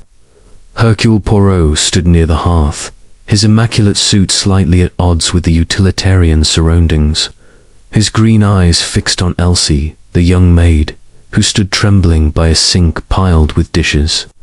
Her apron was damp, her hands red from scrubbing, and her mousy hair escaped its cap in wisps, framing a face pale with anxiety. The air was thick with the clatter of pans and the low hum of Mrs. Potts, the cook, chopping vegetables at the far end of the room. But Poirot's presence commanded a stillness that seemed to hush even the fire's crackle. He had chosen this setting deliberately, knowing that Elsie, in her familiar domain, might let slip truths guarded elsewhere. Mademoiselle Elsie, Poirot began, his voice soft as a velvet glove, yet carrying the weight of inevitability. Hercule Poirot has observed you closely. You are young, diligent, loyal perhaps, too loyal. You prepared Monsieur Harrington's coffee on the evening of his death. And yet the cup contained tea laced with cyanide. This is a puzzle, and you are a piece of it. Will you help me? Place you correctly. Elsie's hands twisted the corner of her apron, her eyes darting to the door as if seeking escape. I told you, sir, it was coffee. Black, no sugar, like always. I ground the beans, boiled the water, poured it into his pot, took it straight to the study at 7. Poirot nodded, his cane resting lightly against his leg, and he said, "Thank you, a rare courtesy from a man so gruff. You remarked on this to Inspector Japp. But tell me, mademoiselle, did you linger in the study? Did you see anyone else near that fatal cup?" Her cheeks flushed, and she shook her head vehemently. "No, sir. I set the tray down and left. Master was at his desk, writing. I didn't see no one else." "Writing," Poirot repeated, his moustache twitching. "And the tray you placed it where on the desk, sir, to his right." He nodded, and I went back to the kitchen. Poirot paced a few steps, his shoes clicking on the stone floor. And yet the cup held tea, not coffee. Coffee grounds beneath but tea above. Someone tampered with it after your delivery. You are certain you saw nothing amiss?" Elsie's eyes filled with tears. "I swear, sir, I'd never harm him. He was strict, but fair except about the silver." "Ah, the silver," Poirot said, his tone gentle but probing. "Monsieur Victor took it, you said, to settle a debt, and you were blamed. A harsh accusation, Nan, enough to breed resentment." Her voice broke. "It wasn't fair, sir. Master threatened to dismiss me, said I'd stolen it. But it was Victor, he needed the money, promised to replace it. I didn't tell, 'cause he's been kind to me." "Kind," Poirot echoed, his gaze sharpening. "More than kind, perhaps. You care for Monsieur Victor, and he for you. A dangerous bond in a house of secrets." Elsie's hands flew to her face, muffling a sob. "It's not like that. He's promised to look after me, that's all. He didn't do it. Neither I know he didn't." Poirot stepped closer, his voice softening to a near whisper. Mademoiselle, loyalty is admirable, but truth is paramount. You saw Monsieur Victor near the study that evening. You withheld this from Inspector Japp, but you admitted it to me. What else do you hide? Her shoulders shook, and she sank onto a stool. Her apron now a crumpled mess. I found something, sir, after I left the study. A note in the hall near the tray cupboard. It was crumpled, like someone dropped it. I didn't tell, 'cause I was scared. Poirot's eyes gleamed. A note, and what did it say? Elsie fumbled in her pocket, producing a scrap of paper, its edges worn. Here, sir. I kept it, didn't know what to do. Poirot took the note, his fingers careful as if handling a rare artifact. Inked in a hurried scrawl, it read, "Meet at midnight." He studied it, noting the feminine slant of the handwriting. Lydia, or another. You found this when, mademoiselle, just after 7, sir, when I went to fetch more cups. I thought it might be private, so I hid it. Poirot pocketed the note, his mind racing. Mercy, Elsie, you have done well to share this. But tell me, did you see anyone else in the hall? Madame Harrington, perhaps, or Dr. Hale? No, sir. Just Victor, fetching his gloves. But I heard footsteps later, near the study doorlight ones, like a woman's. A new thread footsteps, a note, a midnight meeting. Poirot thanked Elsie and left her to her tears. Joining Inspector Japp in the morning room, where the detective was sorting through telegrams, his pipe sending curls of smoke toward the ceiling. Japp, mon ami, Poirot said, producing the note, a discovery. Found by Elsie near the tray cupboard. Meet at midnight. Tell Lydia, perhaps. Japp squinted at the paper. Could be. Her handwriting similar from the solicitor's letters, but midnight. Harrington was dead by 8. A meeting. Planned, then. Or a lure, Poirot mused, to draw someone to the study after the poison was administered. Japp nodded. I've got more. The vial from the conservatory cyanide traces, but no prints. And Crowe's office ledgers. Payments to CTR, regular, monthly. Definitely tea smuggling, mislabeled as coffee. Poirot's eyes narrowed, and Elsie's footsteps, flight feminine. We must examine Madame Harrington's shoes. And Dr. Hale's. The footprint near the French windows may match. They moved to the conservatory, where Lydia was tending her orchids, her movements deliberate, but her face pale. Poirot observed, her shoes elegant, with low heels, the soles caked with garden soil. Madame, you were here at 7, Yet Elsie heard footsteps near the study. Yours, perhaps. Lydia's pruning shears paused.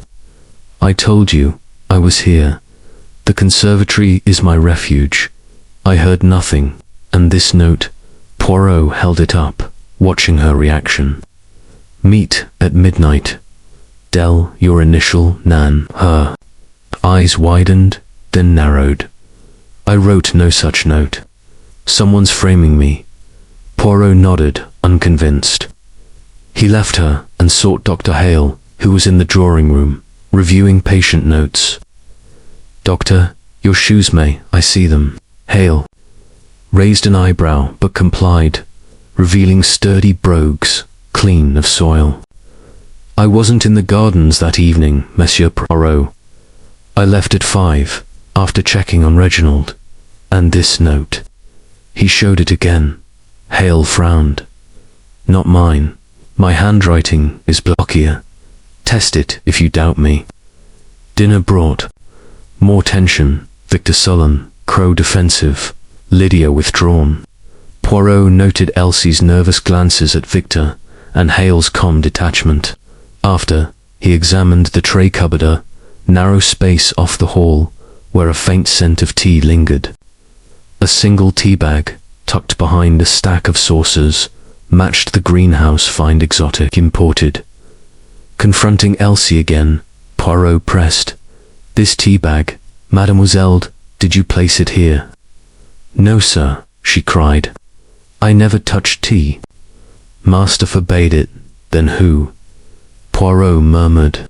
"Someone with access and knowledge." A late telegram from Jap. The note's ink matched Lydia's desk, but prints were smudged, possibly Victor's. The footprint near the windows matched no shoes, yet found as night fell. Poirot sat in his room, sketching a timeline. Elsie's delivery, Victor's return, the note, the footsteps. The maid's confession opened doors, but to whose guilt? Lydia's initial, Victor's proximity, Crowe's tea, Hale's vial each a piece. Yet the picture blurred. A new clue surfaced at dawn. A servant reported seeing a woman's scarf green, silk caught in a hedge near the study, now missing. The thread from the study, carpet green, silken, whose the maid's truth had cracked the facade, but the killer's hand remained hidden, teasing Poirot's grey cells. Chapter 8. The doctor's dilemma. The gardens of Thornfield Manor were a symphony of order and wildness, their manicured hedges and rose beds tempered by the untamed sprawl of ivy that clung to the estate's stone walls. Hercule Poirot stood on a gravel path near the greenhouse, the late morning sun casting dappled shadows through the ancient oaks overhead. The air was crisp, carrying the faint sweetness of late-blooming flowers. But Poirot's mind was far from the pastoral calm. His green eyes, sharp as cut emeralds, were fixed on a new thread in the tapestry of Reginald Harrington's murder. Dr. Miriam Hale, the family physician, whose composed exterior and medical expertise placed her at the heart of this deadly puzzle. The man who never ordered tea had died by it, and Hale's access to poisons and her hidden ties to the victim made her a figure of increasing interest. Poirot had arranged to meet Dr. Hale in the garden, away from the manor's oppressive atmosphere, hoping the open air might loosen her guarded demeanor. She arrived promptly, her grey hair swept back, her spectacles glinting in the sunlight, her medical bag slung over one shoulder. Her brogues crunched the gravel with a steady rhythm, and her expression was one of professional detachment. The Poirot noted a faint tightening at the corners of her mouth. "Dr. Hale," Poirot greeted with a courteous bow, his cane resting lightly in his hand. "Hercule Poirot thanks you for this meeting. The garden, it is a place of clarity, Nan. Perhaps it will help us see the truth of Monsieur Harrington's death." Hale set her bag on a stone bench, her voice calm but measured. "I'll help however I can, Monsieur Poirot. Reginald's death was a shock, but I assure you, as his physician, I saw no signs of foul play in his health. He was robust, save for occasional indigestion." Poirot nodded, his moustache twitching slightly. "Indigestion, oui. You prescribed a tonic, I understand, on the afternoon of his death, a routine visit." "Yes," she replied, adjusting her spectacles. "He complained of stomach discomfort after a heavy lunch. I gave him a mild sedative ephedrine-based to calm his nerves, perfectly standard, and cyanide." Poirot's tone was gentle but piercing. "It is not among your remedies, yet it found its way into his tea. As a physician, you have access to such substances, Nan." Hale's eyes narrowed. "Cyanide is used in some chemical processes, but not in my practice. My bag contains only what's needed: ephedrine, analgesics, antiseptics. You're welcome to inspect it." Poirot's gaze lingered on the bag, noting its worn leather and secure clasp. "Merci, I may do so. But first, Let us speak of your relationship with Monsieur Harrington. You treated him for years. A close bond, perhaps, beyond the professional. Hale's posture stiffened. Close. He was a patient, nothing more. I respected his business acumen, but we were not friends, none. Poirot paced a few steps, his cane tapping the gravel. Yet Inspector Japp's inquiries reveal a personal loan from Harrington to Ewenpaid, a source of tension. And there is more, a rumor, whispered in the village, that you are connected to the Harrington family. A sister, perhaps. Hale's face paled, her hands clenching briefly. That's preposterous. I'm a professional, not a relative.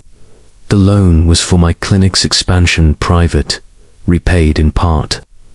Reginald was generous, but we disagreed on terms. Poirot's eyes gleamed.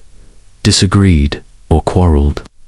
Elsie, the maid, overheard you arguing with Harrington days before his death about inheritance denied. What did you mean? Hale hesitated, her composure cracking. Very well, I'll tell you, but it's private. Reginald was my half-brother, illegitimate, born to my mother before her marriage. He learned of it years ago, promised me a share of the estate as recognition. Last month, he reneged, said it would complicate matters with Lydia and Victor. A motive then, Poirot said softly. Rejection can breed bitterness, Nan. And your medical bagaphedrine could mask symptoms, or be replaced with cyanide by a skilled hand. Hale's voice rose. I didn't kill him. I was miles away when he died. Check my alibi patients in Ashbury. Poirot raised a hand, calm. Dr. Hercule Poirot accuses no one yet. But the vial in the conservatory, with cyanide traces it, suggests someone with medical knowledge. I know nothing of that, Hale insisted, but her fingers strayed to her bag. A gesture Poirot noted. Leaving her, Poirot joined Inspector Japp in the library, where the detective was examining a stack of medical records. The room smelled of old paper and wax, its shelves a testament to Harrington's meticulous nature. Japp, mon ami, Poirot said, producing the note from Elsie. This meet at midnight, tell, it troubles me. And Hale's revelation she is Harrington's half-sister. A motive, perhaps. Japp whistled. Blimey, that's a twist. Her alibi holds, though patients confirm she was in town till 6. But that bag sheet was cagey when I asked to see it. Poirot nodded. We must inspect it. And the footprint near the French windows. Hale's shoes are clean, but the scarf, green silk, reported, missing it, may be hers. They sought Hale in the drawing room, where she was writing prescriptions. Dr. Poirot said, with your permission, we examine your bag. Hale hesitated, then opened it, revealing vials, syringes, and bandages. Poirot's keen eyes spotted a small bottle of ephedrine, but its seal was tampered with.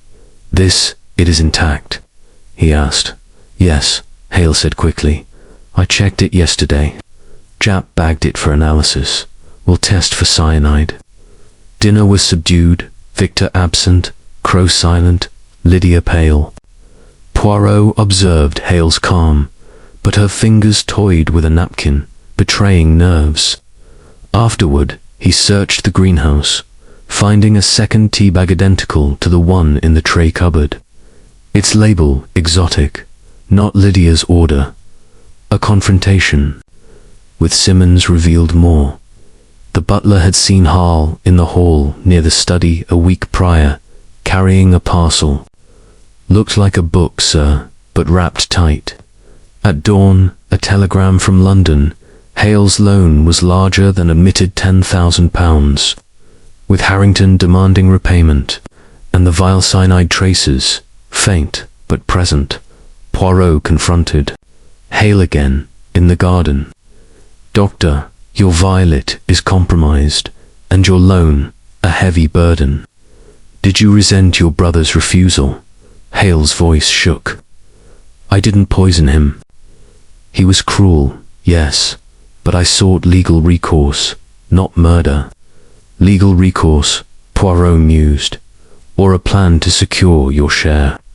A new clue emerged, a letter in Harrington's study, tucked in a book, Hale's handwriting, pleading for recognition, dated days before the murder.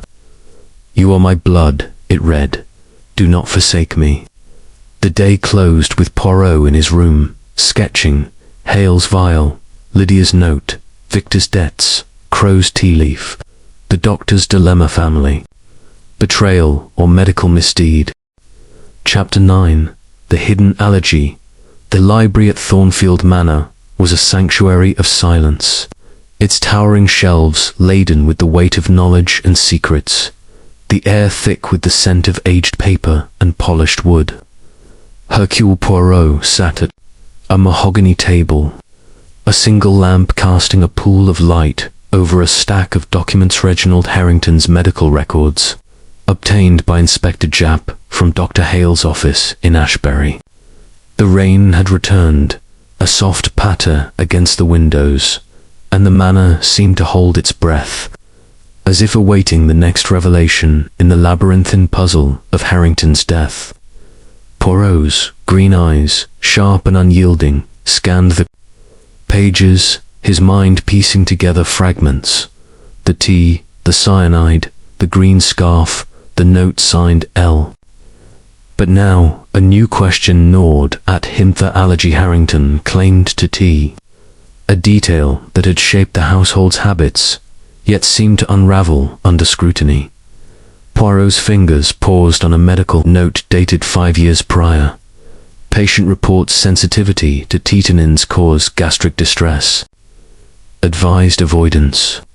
Yet the autopsy report, delivered that morning by Japp, revealed no signs of allergic reaction, no swelling, no anaphylaxis, only the lethal signature of cyanide. Poirot's mustache twitched. If the allergy was genuine, why no reaction to the tea? And if false, why the pretense? He murmured, his voice a whisper in the empty room. He rose, his cane tapping softly, and paced to the window, gazing at the rain-slicked gardens. The allergy had been a cornerstone of Harrington's public persona, his aversion to tea, a quirk that defined him as much as his coffee empire. But the secret tin of Darjeeling in his cabinet suggested a hidden indulgence. Had he lied to his household, his wife, his partner, and had the killer known this, using tea as a deliberate weapon? Poirot requested Japp's presence, and the inspector arrived, his coat damp, a fresh telegram in hand. Poirot, you look like you've sniffed out something. What's up, mon ami? Poirot said, gesturing to the records. The allergy is a fabrication. The autopsy shows no allergic response, only poison. And yet, Madame Lydia claimed it could kill him without cyanide. Why this lie? Japp frowned, scanning the telegram. Here's more fuel for your fire. Customs office in London wired back. Harrington travelled to India last year, declared tea samples at the port, drank it openly there, per a merchant's statement. No ill effects. Poirot's eyes gleamed. So, he indulged abroad. But here, he played the part of the tea hater, a masquerade, nan. To avoid social obligations, or to conceal something. Deeper, Japp nodded. Could be business tea smuggling, like Crowe's ledgers suggest, or personnel keeping enemies guessing. Poirot returned to the study, the scene of the crime, where the air still held a faint bitter almond scent. He examined the desk, noting a locked drawer he'd overlooked. With Simmons summoned to unlock it, Poirot found a journal, Harrington's, its pages filled with cryptic entries. One, dated a month prior, read, "Tea is my vice, hidden from all. L suspects, but cannot prove. Must protect the trade. L. Poirot murmured. Lydia again, or another. He confronted the household at luncheon, a sombre affair in the dining room, the rain drumming outside. Lydia, Victor, Crowe, Hale, and Simmons sat in uneasy silence, Elsie serving with downcast eyes. Poirot stood, his presence commanding. Mies Amos, he began, a revelation. Monsieur Harrington's allergy to tea was a fiction. He drank it in secret, as his journal and customs records confirm. The killer knew this, choosing tea as the vehicle for poison. Who among you shared his secret? Gasps echoed. Lydia's fork clattered to her plate. Impossible. He was a So, he told me himself. Victor paled, his voice sharp. A lie. Then why the fuss? He made us all avoid tea. Crowe's spectacles glinted. If he drank it, he hid it well. But it explains nothing I didn't know. Hale adjusted her glasses. As his doctor, I knew only what he reported. Mild intolerance, not fatal. Simmons remained impassive, but Elsie's hands shook as she poured water. Poirot's eyes followed her. Mademoiselle Elsie, you served him daily. Did you ever suspect? No, sir, she whispered. He never asked for tea. Poirot paced, his cane tapping. The journal speaks of L suspecting his habit. Madame Lydia, you wrote a note, meet at midnight. Did you confront him? Lydia's face flushed. I wrote no such note, and I knew nothing of tea. He forbade it, yet Poirot countered. Your glove bore a stain, not ink, but cyanide residue, and your shoes match a footprint near the study. I was gardening, she protested. The stain it's from plant spray. Poirot turned to Hale. And you, doctor, your vial, tampered with. Your loan, a burden. Did you know of his tea?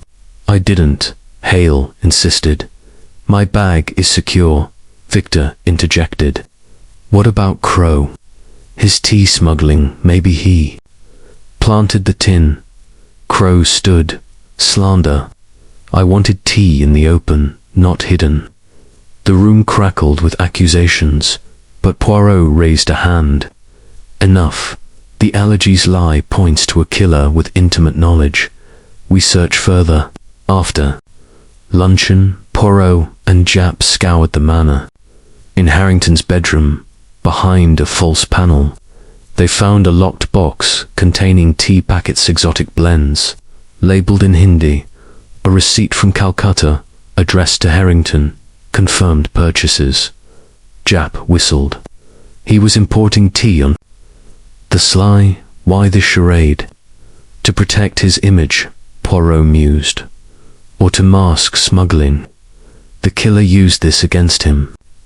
They questioned Simmons again, who admitted seeing Harrington with a teacup once, late at night, months prior. I thought it odd, sir, but said nothing. A new telegram arrived. The cyanide vial's prints were smudged. But the tea bag from the greenhouse bore Hale's. Confronting her, Poirot pressed. Doctor, your prints and a tea bag, not from Lydia's order. Explain. Hale faltered. I handled tea samples for a patient, not Reginald. Someone must have taken it. Dinner brought more tension. Victor accusing Lydia, Crowe eyeing Hale. Poirot observed a new detail. A letter in Lydia's handwriting, found in the study, hinting at knowledge of Harrington's travels. He returns from India with secrets. It read as night fell. Poirot sat in the library, sketching the journals, the tea packets, Hale's prints, Lydia's letter. The allergy's lie was a key, but whose hand turned it? A twist loomed. Perhaps Harrington staged the allergy to bait a rival. only to fall to his own trap. Chapter 10. The Midnight Rendezvous. The shadows of Thornfield Manor deepened as night enveloped the estate, the wind rattling the ancient windows like an impatient intruder seeking entry. Hercule Poirot stood in the grand hall, his small, meticulous figure silhouetted against the flickering light of a single candelabrum, his green eyes reflecting a mind in ceaseless motion. The puzzle of Reginald Harrington's murder had grown ever more intricate. The fabricated allergy, the secret tea, the note signed L, the cyanide-tainted vial, and now the tantalizing hint of a midnight meeting that never occurred, for Harrington was dead by 8. Poirot's grey cells hummed with the challenge, for he sensed the truth lay not in the overt clues but in the subtle interplay of motives and misdirections. Tonight he would test a theory, staging a reconstruction to stir the waters and reveal what lay beneath. The drawing room was prepared as a stage, its heavy curtains drawn, the fire stoked to cast a warm glow over the assembled household. Lydia Harrington sat rigidly in her usual armchair, her black morning dress absorbing the light, her face a mask of controlled anxiety. Victor Harrington slouched near the mantel, his cigarette smouldering, his eyes darting with restless energy. Elias Crowe occupied a corner, his spectacles glinting as he clutched a glass of brandy, his composure fraying at the edges. Dr. Miriam Hale sat erect, her medical bag at her feet, her expression one of wary detachment. Simmons, the butler, stood by the door, his face impassive, while Elsie, the maid, hovered near a side table, her hands trembling as she arranged a tray. Inspector Japp, notebook in hand, leaned against the wall, his pipe unlit but ever present, ready to record the drama about to unfold. Mies, Amos, Poirot began, his voice cutting through the tension like a blade. Tonight, Hercule Poirot recreates the fatal evening. We know Monsieur Harrington died by cyanide in a cup of tea he secretly cherished, despite his public disdain. Mademoiselle Elsie prepared his coffee at 7, delivered it to the study, yet the cup held tea. Someone tampered with it. Between 7 and 8, to uncover who, we shall reenact the moment. He turned to Elsie, his tone gentle but firm. Mademoiselle, prepare a tray as you did that night coffee, black, no sugar. Place it on the table as you did in the study. Elsie, her face pale, nodded and scurried to the kitchen, returning with a silver tray bearing a steaming pot, a cup and a saucer. She set it on the table, her hands shaking. Like this, sir. I took it to the master, set it down, and left. Nodded, his eyes scanning the group. Merci. Now, let us imagine the study. The tray is placed. Monsieur Harrington is at his desk. Who enters next? No one spoke, the silence heavy. Poirot continued. Monsieur Victor, you returned that evening for your gloves, near 7:15. You were in the hall, Victor stubbed out his cigarette. Yes, I told you. I didn't go in. Nan. Poirot moved to the table, his fingers brushing the cup. With a subtle sleight of hand, he swapped it for another identical, but filled with water. Let us test. The tray is unattended. Anyone could approach. Crowe shifted uneasily. This is theatrical nonsense. I was at my club by 7. Yet your car lingered near the gate, Poirot countered, and your watch chain held a tea leaf. Lydia's voice was sharp. What are you implying, Monsieur Poirot? I was in the conservatory, and you, Dr. Poirot, turned. Your vial bore cyanide tracers, your prints on a tea bag. Did you visit the study unannounced? Hale's jaw tightened. I was in Ashbury, as my patients confirm. Poirot paced, his cane tapping. Let us advance the clock. 7:30. Simmons hears voices in the study.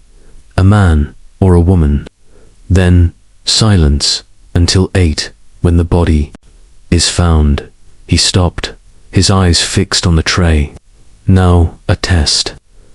I have replaced the coffee with water. But suppose it was tea, poisoned. Who would know? Victor lunged forward, knocking the cup to the floor. It's poisoned, he cried. Then froze, realizing the ruse. I thought you thought it was tea, Poirot finished, his voice soft but deadly. Why, Monsieur Victor, did you expect poison? Victor stammered. I didn't. I just panicked, Lydia gasped. Victor, what have you done? Crowe stood. He's the one. His debts, his sneaking about. Hale remained calm, but her eyes flickered. Simmons stepped forward, his voice low. Sir, there's more. I didn't mention before, but I saw someone that night, near the study door. A shadow, moving fast. Poirot's eyes gleamed. A shadow. Man or woman? I couldn't tell. Sir, it was dark. A commotion interrupted footsteps, then a cry. Simmons bolted from the room, Jap in pursuit.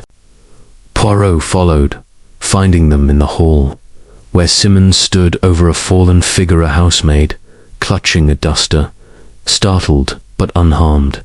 Forgive me, sir, Simmons panted. I thought she moved suddenly, like that night. Mind raced. A shadow, a flight. He returned to the drawing room, where tension crackled. Mies Amos, the reconstruction reveals fear. Someone knows more. After dismissing the group, Poirot and Jap searched Simmons' quarters, finding a hidden safe behind a painting. Inside, documents smuggling records, signed by Harrington and Simmons. Master trusted me, Simmons confessed. I handled shipments disguised as coffee. He drank it in secret, to test quality. Poirot's eyes narrowed. And you told no one? No, sir, not even Madame. A new twist. Simmons, complicit in smuggling. Did he know of the poison? Poirot examined the documents. Coded entries, one marked CT Calcutta, T linked to Crowe. At midnight, Poirot walked the gardens, his cane sinking into the damp earth. Near the French windows, a glint, a woman's hairpin, silver, engraved with L. Lydia's, or a plant. Dawn brought a telegram. The hairpin matched Lydia's jewelry, but no prints. The teabag's origin Calcutta, not Lydia's order. Crowe's involvement deepened. Poirot confronted Simmons again. You saw a shadow. Was it Madame Lydia? Simmons hesitated. I can't be sure, sir. It moved like her, quick, graceful. The day closed with Poirot in his room, sketching. Simmons safe, the hairpin, the smuggling. The midnight rendezvous planned, but thwarted by death. Whose hand struck first? Chapter 11. The Smuggler's Code. The early morning mist draped Thornfield Manor in a shroud of grey, softening the sharp lines of its Georgian facade and lending an air of secrecy to the estate. Hercule Poirot stood in the study, where Reginald Harrington had met his end, the room now a silent witness to the unravelling mystery. The heavy desk, with its crescent-shaped scratch, stood sentinel over a clutter of papers, and the faint scent of bitter almonds lingered, a ghostly echo of cyanide. Poirot's green eyes, keen and unyielding, scanned the scene, his mind weaving together the threads of the case, the fabricated tea allergy, the secret Darjeeling tin, the note signed L, the cyanide-tainted vial, the green silk scarf, and now the smuggling records implicating Simmons and linked to Elias Crowe. The puzzle was nearing completion. But a crucial piece remained elusive, a code hidden in Harrington's world of trade. A cipher that might unlock the killer's identity. Fingers traced the desk's edge, pausing at the locked drawer where Harrington's journal had been found. The journal's cryptic entry, "Tea is my vice, hidden from all. Elle suspects, but cannot prove, must protect the trade," had pointed to smuggling, confirmed by Simmons' confession of handling tea shipments disguised as coffee. But the coded entries marked CT in both Harrington's and Crowe's ledgers suggested a deeper conspiracy. Poirot suspected a cipher, a smuggler's code, that Harrington used to mask illicit dealings, perhaps to bait his killer. He summoned Inspector Japp to the study, where the detective arrived with a fresh stack of telegrams, his pipe clenched between his teeth. "Poirot, you've got that look again, like you're about to pull a rabbit from a hat. What's brewing, mon ami?" Poirot replied, his voice calm but charged with purpose. "The smuggling it is the heart of this affair. Harrington's tea, hidden under coffee's guise, was not merely a vice, but a business. The code CT, Calcutta, T, we, but also a signal. We must decipher it." Japp spread the telegrams on the desk. "Customs confirms it. Harrington imported tea under coffee labels for years, dodging tariffs. Crowe's accounts show payments to CT, a Calcutta merchant, but also a front. And here's the kicker. A wire from London says Harrington was under investigation by the Revenue Office. They were closing in." Poirot's moustache twitched. So, he played a dangerous game. But who knew the code? Simmons, certainly. Crowe, likely. But the killer they used tea, knowing his secret. Let us examine the ledgers again. They pored over the documents, Poirot's sharp eyes catching a pattern. Swati appeared alongside numbers 3 to 7, 4 to 12, 5 to 9. "A cipher," he murmured. "Perhaps dates, or quantities, or a message." He cross-referenced Harrington's journal, finding a similar sequence. 3 to 7, L, to be watched. Lydia again, or another L. Poirot called for Simmons, who entered with his usual composure, though his eyes betrayed unease. "Monsieur Simmons," Poirot began, "you handled the shipments. Did Monsieur Harrington share his code?" Simmons hesitated. "Only parts, sir. CT meant Calcutta tea, but also his private signal for trusted contacts. He wrote numbers, said they were for deliveries. I never asked more. And this L he watched." Poirot pressed, holding up the journal. Simmons paled. "I don't know, sir. He was secretive. Said someone was prying, never named them." Poirot dismissed him, turning to Japp. "We must test the code. The numbers, perhaps, a substitution. Cipher, fetch paper, mon ami." Using a ledger page, Poirot mapped the numbers to letters, testing patterns. 3 to 7 became CG, 4 to 12 became DL. A message emerged, CGLD. He frowned. Initials, perhaps. Or a code within. A code. A knock interrupted Elsie, trembling with a discovery. "Sir, I found this in the pantry, behind the tea tin." She handed Poirot a folded paper, its edges singed. In Harrington's hand, it read, CT equals Crowe's treachery. 5 to 9, betrayal confirmed. Poirot's eyes gleamed. Crowe's treachery. So, Harrington suspected his partner. Did Crowe know? They confronted Crowe in the library, where he sat reviewing accounts, his spectacles low on his nose. "Monsieur Crowe," Poirot said, producing the note, "your initials C.T. Harrington named you a traitor. You smuggled tea, yes, but did you poison him to silence his accusations?" Crowe's face darkened. That's absurd. Reginald trusted me. Those payments were legitimate samples for future deals. And yet, Poirot countered, your fingerprints on a Calcutta tea bag. Your car at the gate, past 7. You returned, Nan. Crowe stood, his voice rising. I told you. I left. You've no proof. Jap interjected. The Revenue Office begs to differ. They've got letters. Harrington tipped them off about your accounts. Crowe's composure cracked, his hands shaking. He betrayed me, first hiding tea, undercutting our profits. Poirot raised a hand. Calm, monsieur. Betrayal breeds motive, but we seek the hand that poured the poison. After Crowe stormed out, Poirot and Jap searched his briefcase, left behind. A coded note, 529, are to be dealt with, in Crowe's hand. Are for Reginald. A plan, or coincidence? Dinner was tense, Lydia absent, Victor sullen, Hale quiet. Poirot noted Elsie's nervous glances at Simmons, who avoided her eyes. A new clue surfaced. A servant reported finding a burnt match near the study's French windows. Its brand matching Crowe's club. At midnight, Poirot revisited the study, testing the code again.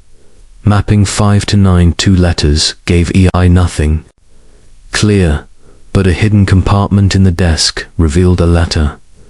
Crowe plans to expose me. L must be warned. Harrington's hand, undated. Poirot confronted Lydia at dawn in the conservatory. Madame, your husband feared exposure. This, L, you, or another. Lydia's eyes widened. I knew nothing of codes or tea. He kept secrets, even from me. A telegram arrived. The burnt match held traces of cyanide, handled by someone with access. Crowe, Hale, or Simmons, the smuggler's confidant. Poirot sat in his room, sketching. Crowe's note, Simmons' safe, Lydia's hairpin, Hale's vial. The smuggler's code pointed to betrayal, but whose? The killer hid in plain sight, their motive encoded in Harrington's own game. Chapter 12. The butler's burden. The dawn light filtered through the heavy drapes of Thornfield Manor's grand hall, casting a muted glow over the polished marble floor and the somber portraits lining the walls. Hercule Poirot stood at the foot of the staircase, his small, impeccable figure a study in concentration, his cane resting lightly in his hand. The air was cool, tinged with the faint must of old wood and the lingering tension of a household steeped in suspicion. His green eyes, sharp and relentless, flickered toward the servants' passage, where Simmons, the butler, had just emerged, his livery immaculate, but his face etched with a weariness that spoke of sleepless nights. The smuggler's code, the T, the cyanide, the note signed L, all pointed to a web of deceit. And Simmons, with his intimate knowledge of Harrington's secrets, stood at its center. Poirot sensed the butler carried a burden heavier than his duties, one that might crack under the right pressure. Poirot had chosen the butler's pantry for their interview, a cramped, orderly space lined with silver trays and crystal decanters, where Simmons' domain of service felt both intimate and confining. The butler stood behind a narrow counter, polishing a candlestick with methodical precision, but his hands faltered slightly as Poirot entered, closing the door with a soft click. Monsieur Simmons, Poirot began, his voice smooth yet commanding. Hercule Poirot has observed you for many years in service, loyal, discreet, the very soul of Thornfield Manor, yet your silence conceals much. The smuggling records, hidden in your safe, they reveal you as Monsieur Harrington's confidant in his tea trade. You knew of his secret indulgence. We, Simmons' cloth paused, his eyes meeting Poirot's briefly before dropping. Yes, sir, the master trusted me with certain arrangements. Tea shipments, labelled as coffee, to avoid tariffs. I handled the logistics. Nothing more. Nothing more. Poirot's moustache twitched. Yet you saw him drink tea late at night. In defiance of his public aversion. Did you never question this hypocrisy? Simmons' jaw tightened. It wasn't my place, sir. Master said it was for quality control testing blends. I kept his confidence. Poirot paced the small room, his cane tapping softly. Confidence. But also complicity. The journal mentions Elsie suspecting his vice. You heard voices in the study at 7:30, that night, angry, muffled. Was it Madame Lydia, perhaps, confronting him? Simmons shook his head. I couldn't tell, sir. The door was closed. I thought it was the master alone, perhaps on the telephone. And the shadow you saw, Poirot pressed, near the study door, moving swiftly. You said it moved like Madame, but now you are uncertain. Why protect someone, Monsieur Simmons? The butler's hands trembled, the candlestick clattering to the counter. I'm not protecting anyone, sir. I saw a figure, that's all. It was dark. Could have been anyone. Poirot's eyes narrowed. Anyone with access to the study, to the tray, to the tea. You had such access, Nan. And the cyanide traces on a burnt match near the French windows, matching your club's brand. Simmons paled. My matches. I smoke in the garden sometimes. Sir, but I wouldn't poison him. Poirot leaned forward, his voice soft but relentless. Then why the safe, Monsieur Simmons? Why hide documents? Did you fear exposure, or something more personal? Simmons sank onto a stool, his composure crumbling. It wasn't fear, sir. Duty. Master was under pressure, Avenue office, business rivals. He said the tea trade was his shield, but it was dangerous. I kept records to protect him, not to harm. Poirot's gaze softened, but only slightly. Protect or profit. Your loyalty is admirable, but loyalty can blind. Did you see the note meet at midnight tell in the hall? Simmons hesitated, then nodded. I saw it, sir, after Elsie found it. I thought it was Madame's, but I didn't touch it. Master was already dead. A knock interrupted Inspector Japp, holding a telegram and a small evidence bag. Poirot, we've got something. The match near the window's cyanide traces confirmed, and it's Simmons' brand. And this, a ledger page, found in the pantry. Tucked behind a tin. It's in Harrington's hand, mentioning S. Loyal, but must be watched. Poirot's eyes gleamed. So, Harrington doubted even you, Monsieur Simmons. Why? Simmons' voice broke. He grew paranoid, sir. Thought everyone was after his fortune, Madame, Mr. Victor, Mr. Crowe, even me, after 20 years. Poirot dismissed him, turning to Japp. The butler's burden grows heavy. He knew the tea, the code, the study's rhythms, but the match careless or planted. They searched the pantry, finding a hidden compartment behind a shelf. Inside, a vial empty, but smelling faintly of cyanide. No prints, but a green silk thread clung to its rim, matching the missing scarf.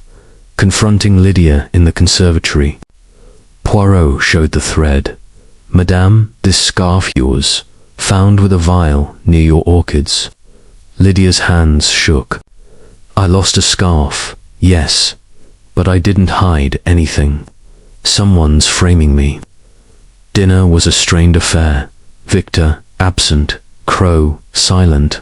Hale, watchful. Poirot noted Simmons' steady hands as he served, but his eyes avoided Elsie's anew. clue emerged. A maid reported Simmons burning papers in the garden the night after the murder. Poirot confronted him at midnight in the hall. "Monsieur Simmons, you burned documents." "Why?" Simmons faltered. "Old receipts, sir. Nothing to do with this." Nan Poirot countered. "You destroyed evidence, perhaps of your role in the smuggling or the murder." Simmons collapsed, sobbing. "I didn't kill him. I burned shipment logs, master's orders, if anything happened to him. To protect the family, a telegram at dawn. The vial's residue matched the cyanide in Harrington's cup." Simmons' fingerprints were absent, but the thread pointed to Lydia, a clever ruse. Poirot sat in his room, sketching. Simmons' safe, the vial's thread, Crowe's code, Hale's prints, the butler's burden, loyalty or guilt, tightened the web, but the killer's hand remained just out of reach. Chapter 13. The final thread. The morning sun pierced the mist enveloping Thornfield Manor, casting long golden rays across the drawing room where Hercule Poirot had gathered the household for the denouement of Reginald Harrington's murder. The room, with its velvet drapes and polished mahogany, hummed with a tense anticipation, the air heavy with the weight of secrets about to be unveiled. Poirot stood at the center, his small frame radiating authority, his green eyes sweeping over the assembled faces. Lydia Harrington, pale and rigid in her mourning black. Victor Harrington, fidgeting with a cigarette. Elias Crowe, spectacles glinting with defiance. Dr. Miriam Hale, her medical bag at her side, her expression guarded. Simmons, the butler, standing stiffly by the door. And Elsie, the maid, her hands clasped tightly, eyes downcast. Inspector Japp leaned against the fireplace, notebook ready, his pipe unlit but poised. The puzzle-tea, cyanide, smuggling, and betrayal was complete, and Poirot's grey cells had woven the final thread. "Mise Amos," Poirot began, his voice clear and deliberate. "Hercule Poirot has unravelled the mystery of Monsieur Harrington's death. A man who despised tea, yet drank it in secret, poisoned by cyanide in a cup he trusted. The clues tea leaves, a stained glove, a note, a scarf, a code point to one truth. Let us reconstruct." He paced, cane tapping. "At 7, mademoiselle." Elsie delivers coffee to the study. Monsieur Harrington is alive, writing. By 8, he is dead, tea in his cup, laced with cyanide. Someone entered, replaced coffee with tea, and added poison. "Who?" Lydia's voice trembled. "Not I, Monsieur Poirot." "I was in the conservatory," Victor snapped. "Nor me. I was in the hall, fetching gloves." Crowe adjusted his spectacles. "I was at my club, as you know." Hale's tone was firm. "My alibi stands patience in Ashbury." Simmons remained silent, his face impassive. Elsie whimpered, "I only brought coffee." Poirot raised a hand. "Patience." From Harrington's secret stash required knowledge of his habit. The journal reveals he suspected Elle knew. The note, "Meet at midnight tell," suggests a confrontation planned. But he died before. Why? He turned to Lydia. "Madame, your glove bore cyanide residue. Your hairpin was near the study. Your letter hinted at his secrets. You claimed ignorance, yet your initials haunt the case." Lydia gasped. "I'm innocent. Someone framed me." Poirot nodded, turning to Crowe. "Monsieur Crowe, your ledger's coded CT, Calcutta tea, a smuggling front. Harrington called you a traitor. Your fingerprints on a tea bag, your car at the gate. Did you return to silence him?" Crowe's face reddened. "I didn't. He betrayed our business first." Poirot faced Hale. "Doctor, Your vial held cyanide. Traces, your prints on a tea bag. As Harrington's half-sister, you sought inheritance, denied by him. Your medical skill could craft a murder. Hale's eyes flashed. I was in Ashbury. I didn't touch his tea. Poirot turned to Simmons. Monsieur Simmons, you knew the tea, the smuggling, the study's rhythms. A match with cyanide, your brand. You burned papers, hid records, loyalty or guilt. Simmons' voice shook. I served him faithfully. I burned logs to protect the family, as he ordered.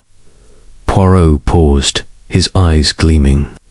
And yet the final thread lies with Mademoiselle Elsie. You brought coffee.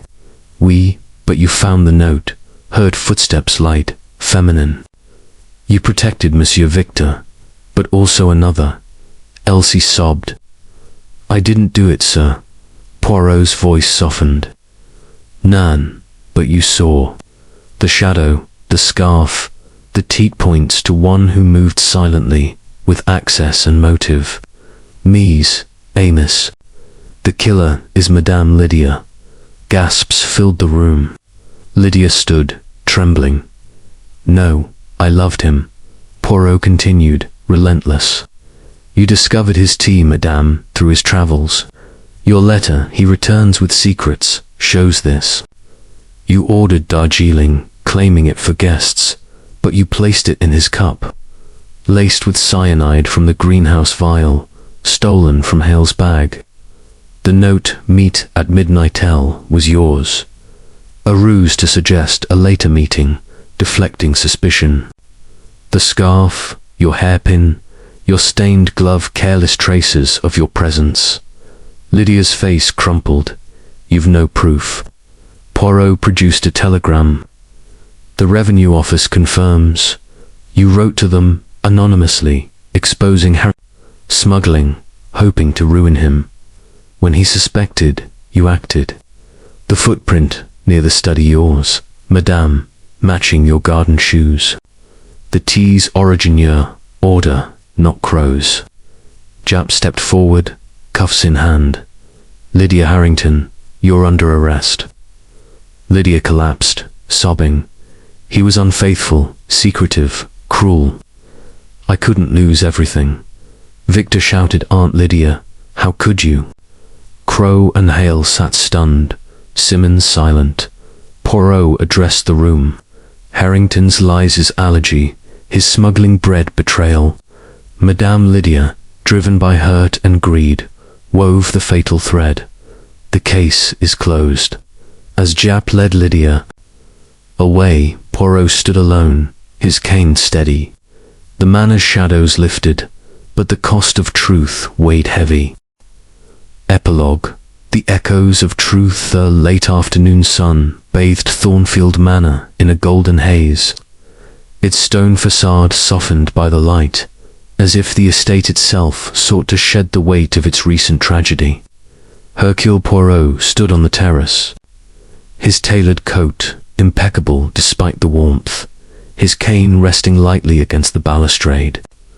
The gardens stretched before him, their order restored after the chaos of investigation. But the air carried a lingering melancholy, a reminder of the secrets unearthed and the lives altered. The arrest of Lydia Harrington had lifted the veil of deceit, yet the manor's inhabitants, and Poirot himself, were left to grapple with the echoes of truth. Inside, the household was subdued. Victor Harrington, no longer the reckless nephew but the heir to a tainted legacy, sat in the library, staring at ledgers he now had to manage. His debts remained, but his aunt's confession had shaken him into a somber resolve. Elias Crowe, cleared of murder but not of smuggling, had departed for London to face the Revenue Office, his ambitions curtailed. Dr. Miriam Hale, her familial tie to Harrington revealed, prepared to return to her clinic, her professional calm, masking a private grief. Simmons, the butler, continued his duties with mechanical precision. Though his eyes betrayed a loss of purpose, his loyalty to Harrington had been his anchor, now adrift. Elsie, the maid, moved quietly through the corridors. Her loyalty to Victor tempered by the fear of further secrets. Poirot's green eyes scanned the horizon, his mind replaying the case. Lydia's motive: betrayal, greed, and a wounded heart, driven her to poison her husband, using his secret tea indulgence as both weapon and misdirection. The note, the scarf, the stained gloval threads meticulously woven, yet unraveled by Poirot's relentless logic. The smuggling, the coded ledgers, the cyanide vial each had pointed to others, but Lydia's subtle errors betrayed her. Her anonymous tip to the revenue office, meant to ruin Harrington, had instead sealed her fate. Inspector Japp joined Poirot, his pipe finely lit, a cloud of smoke curling upward. "Well, Poirot, you've done it again. Lydia's in custody, confessing more each hour details about stealing Hale's cyanide, planting the tea bag. Case closed, eh?" "Oui, mon ami," Poirot replied, his voice soft but firm. Yet closure brings no joy. Madame Lydia sought to protect her future, but destroyed it. The truth, it is a sharp blade. Japp nodded, puffing thoughtfully. "What about the others? Victor's got a mess to clean up: debts, smuggling fallout, and Simmons. He'll stay on." Poirot's moustache twitched. Monsieur Victor must grow into his role, or the estate crumbles. Simmons, he is loyal to the manor itself. He will remain a silent sentinel. They walked the gardens, pausing near the French windows where the murder had unfolded. A new telegram had arrived that morning. Lydia's trial was set, her confession corroborated by forensic evidence. The cyanide matched. The footprint hers. The tea order traced to her discreet purchase in London. Crowe's smuggling faced scrutiny, but he was not charged with murder. Hale's vial, tampered with, cleared her of direct involvement, though her silence about her heritage lingered as a moral failing. As they reached the greenhouse, Poirot stopped, his eyes on Lydia's orchids, now untended. The heart of this case, he mused, was trust betrayed. Harrington's lies, his allergy, his trade sowed seeds of distrust. Madame Lydia reaped the harvest. Japp chuckled. "You're getting poetic, Poirot. Any loose ends?" Poirot's gaze sharpened. "One, the note, meet at midnight. Tell, its ink matched Lydia's desk, but its purpose, a distraction, oui, but also a taunt. She wished Harrington to know her intent, even if he died before." They returned to the terrace, where Victor appeared, his face drawn. "Monsieur Poirot, I don't know how to thank you, or curse you. This place feels hollow now." Poirot inclined his head. "Monsieur Victor, rebuild with honesty. The manor endures, but only if its master does." As Japp prepared to leave, Poirot lingered, his cane tapping a final rhythm. The case was solved, but Thornfield's shadows would linger, a testament to human frailty. He turned, his silhouette vanishing into the manor, ready for the next mystery the world might bring.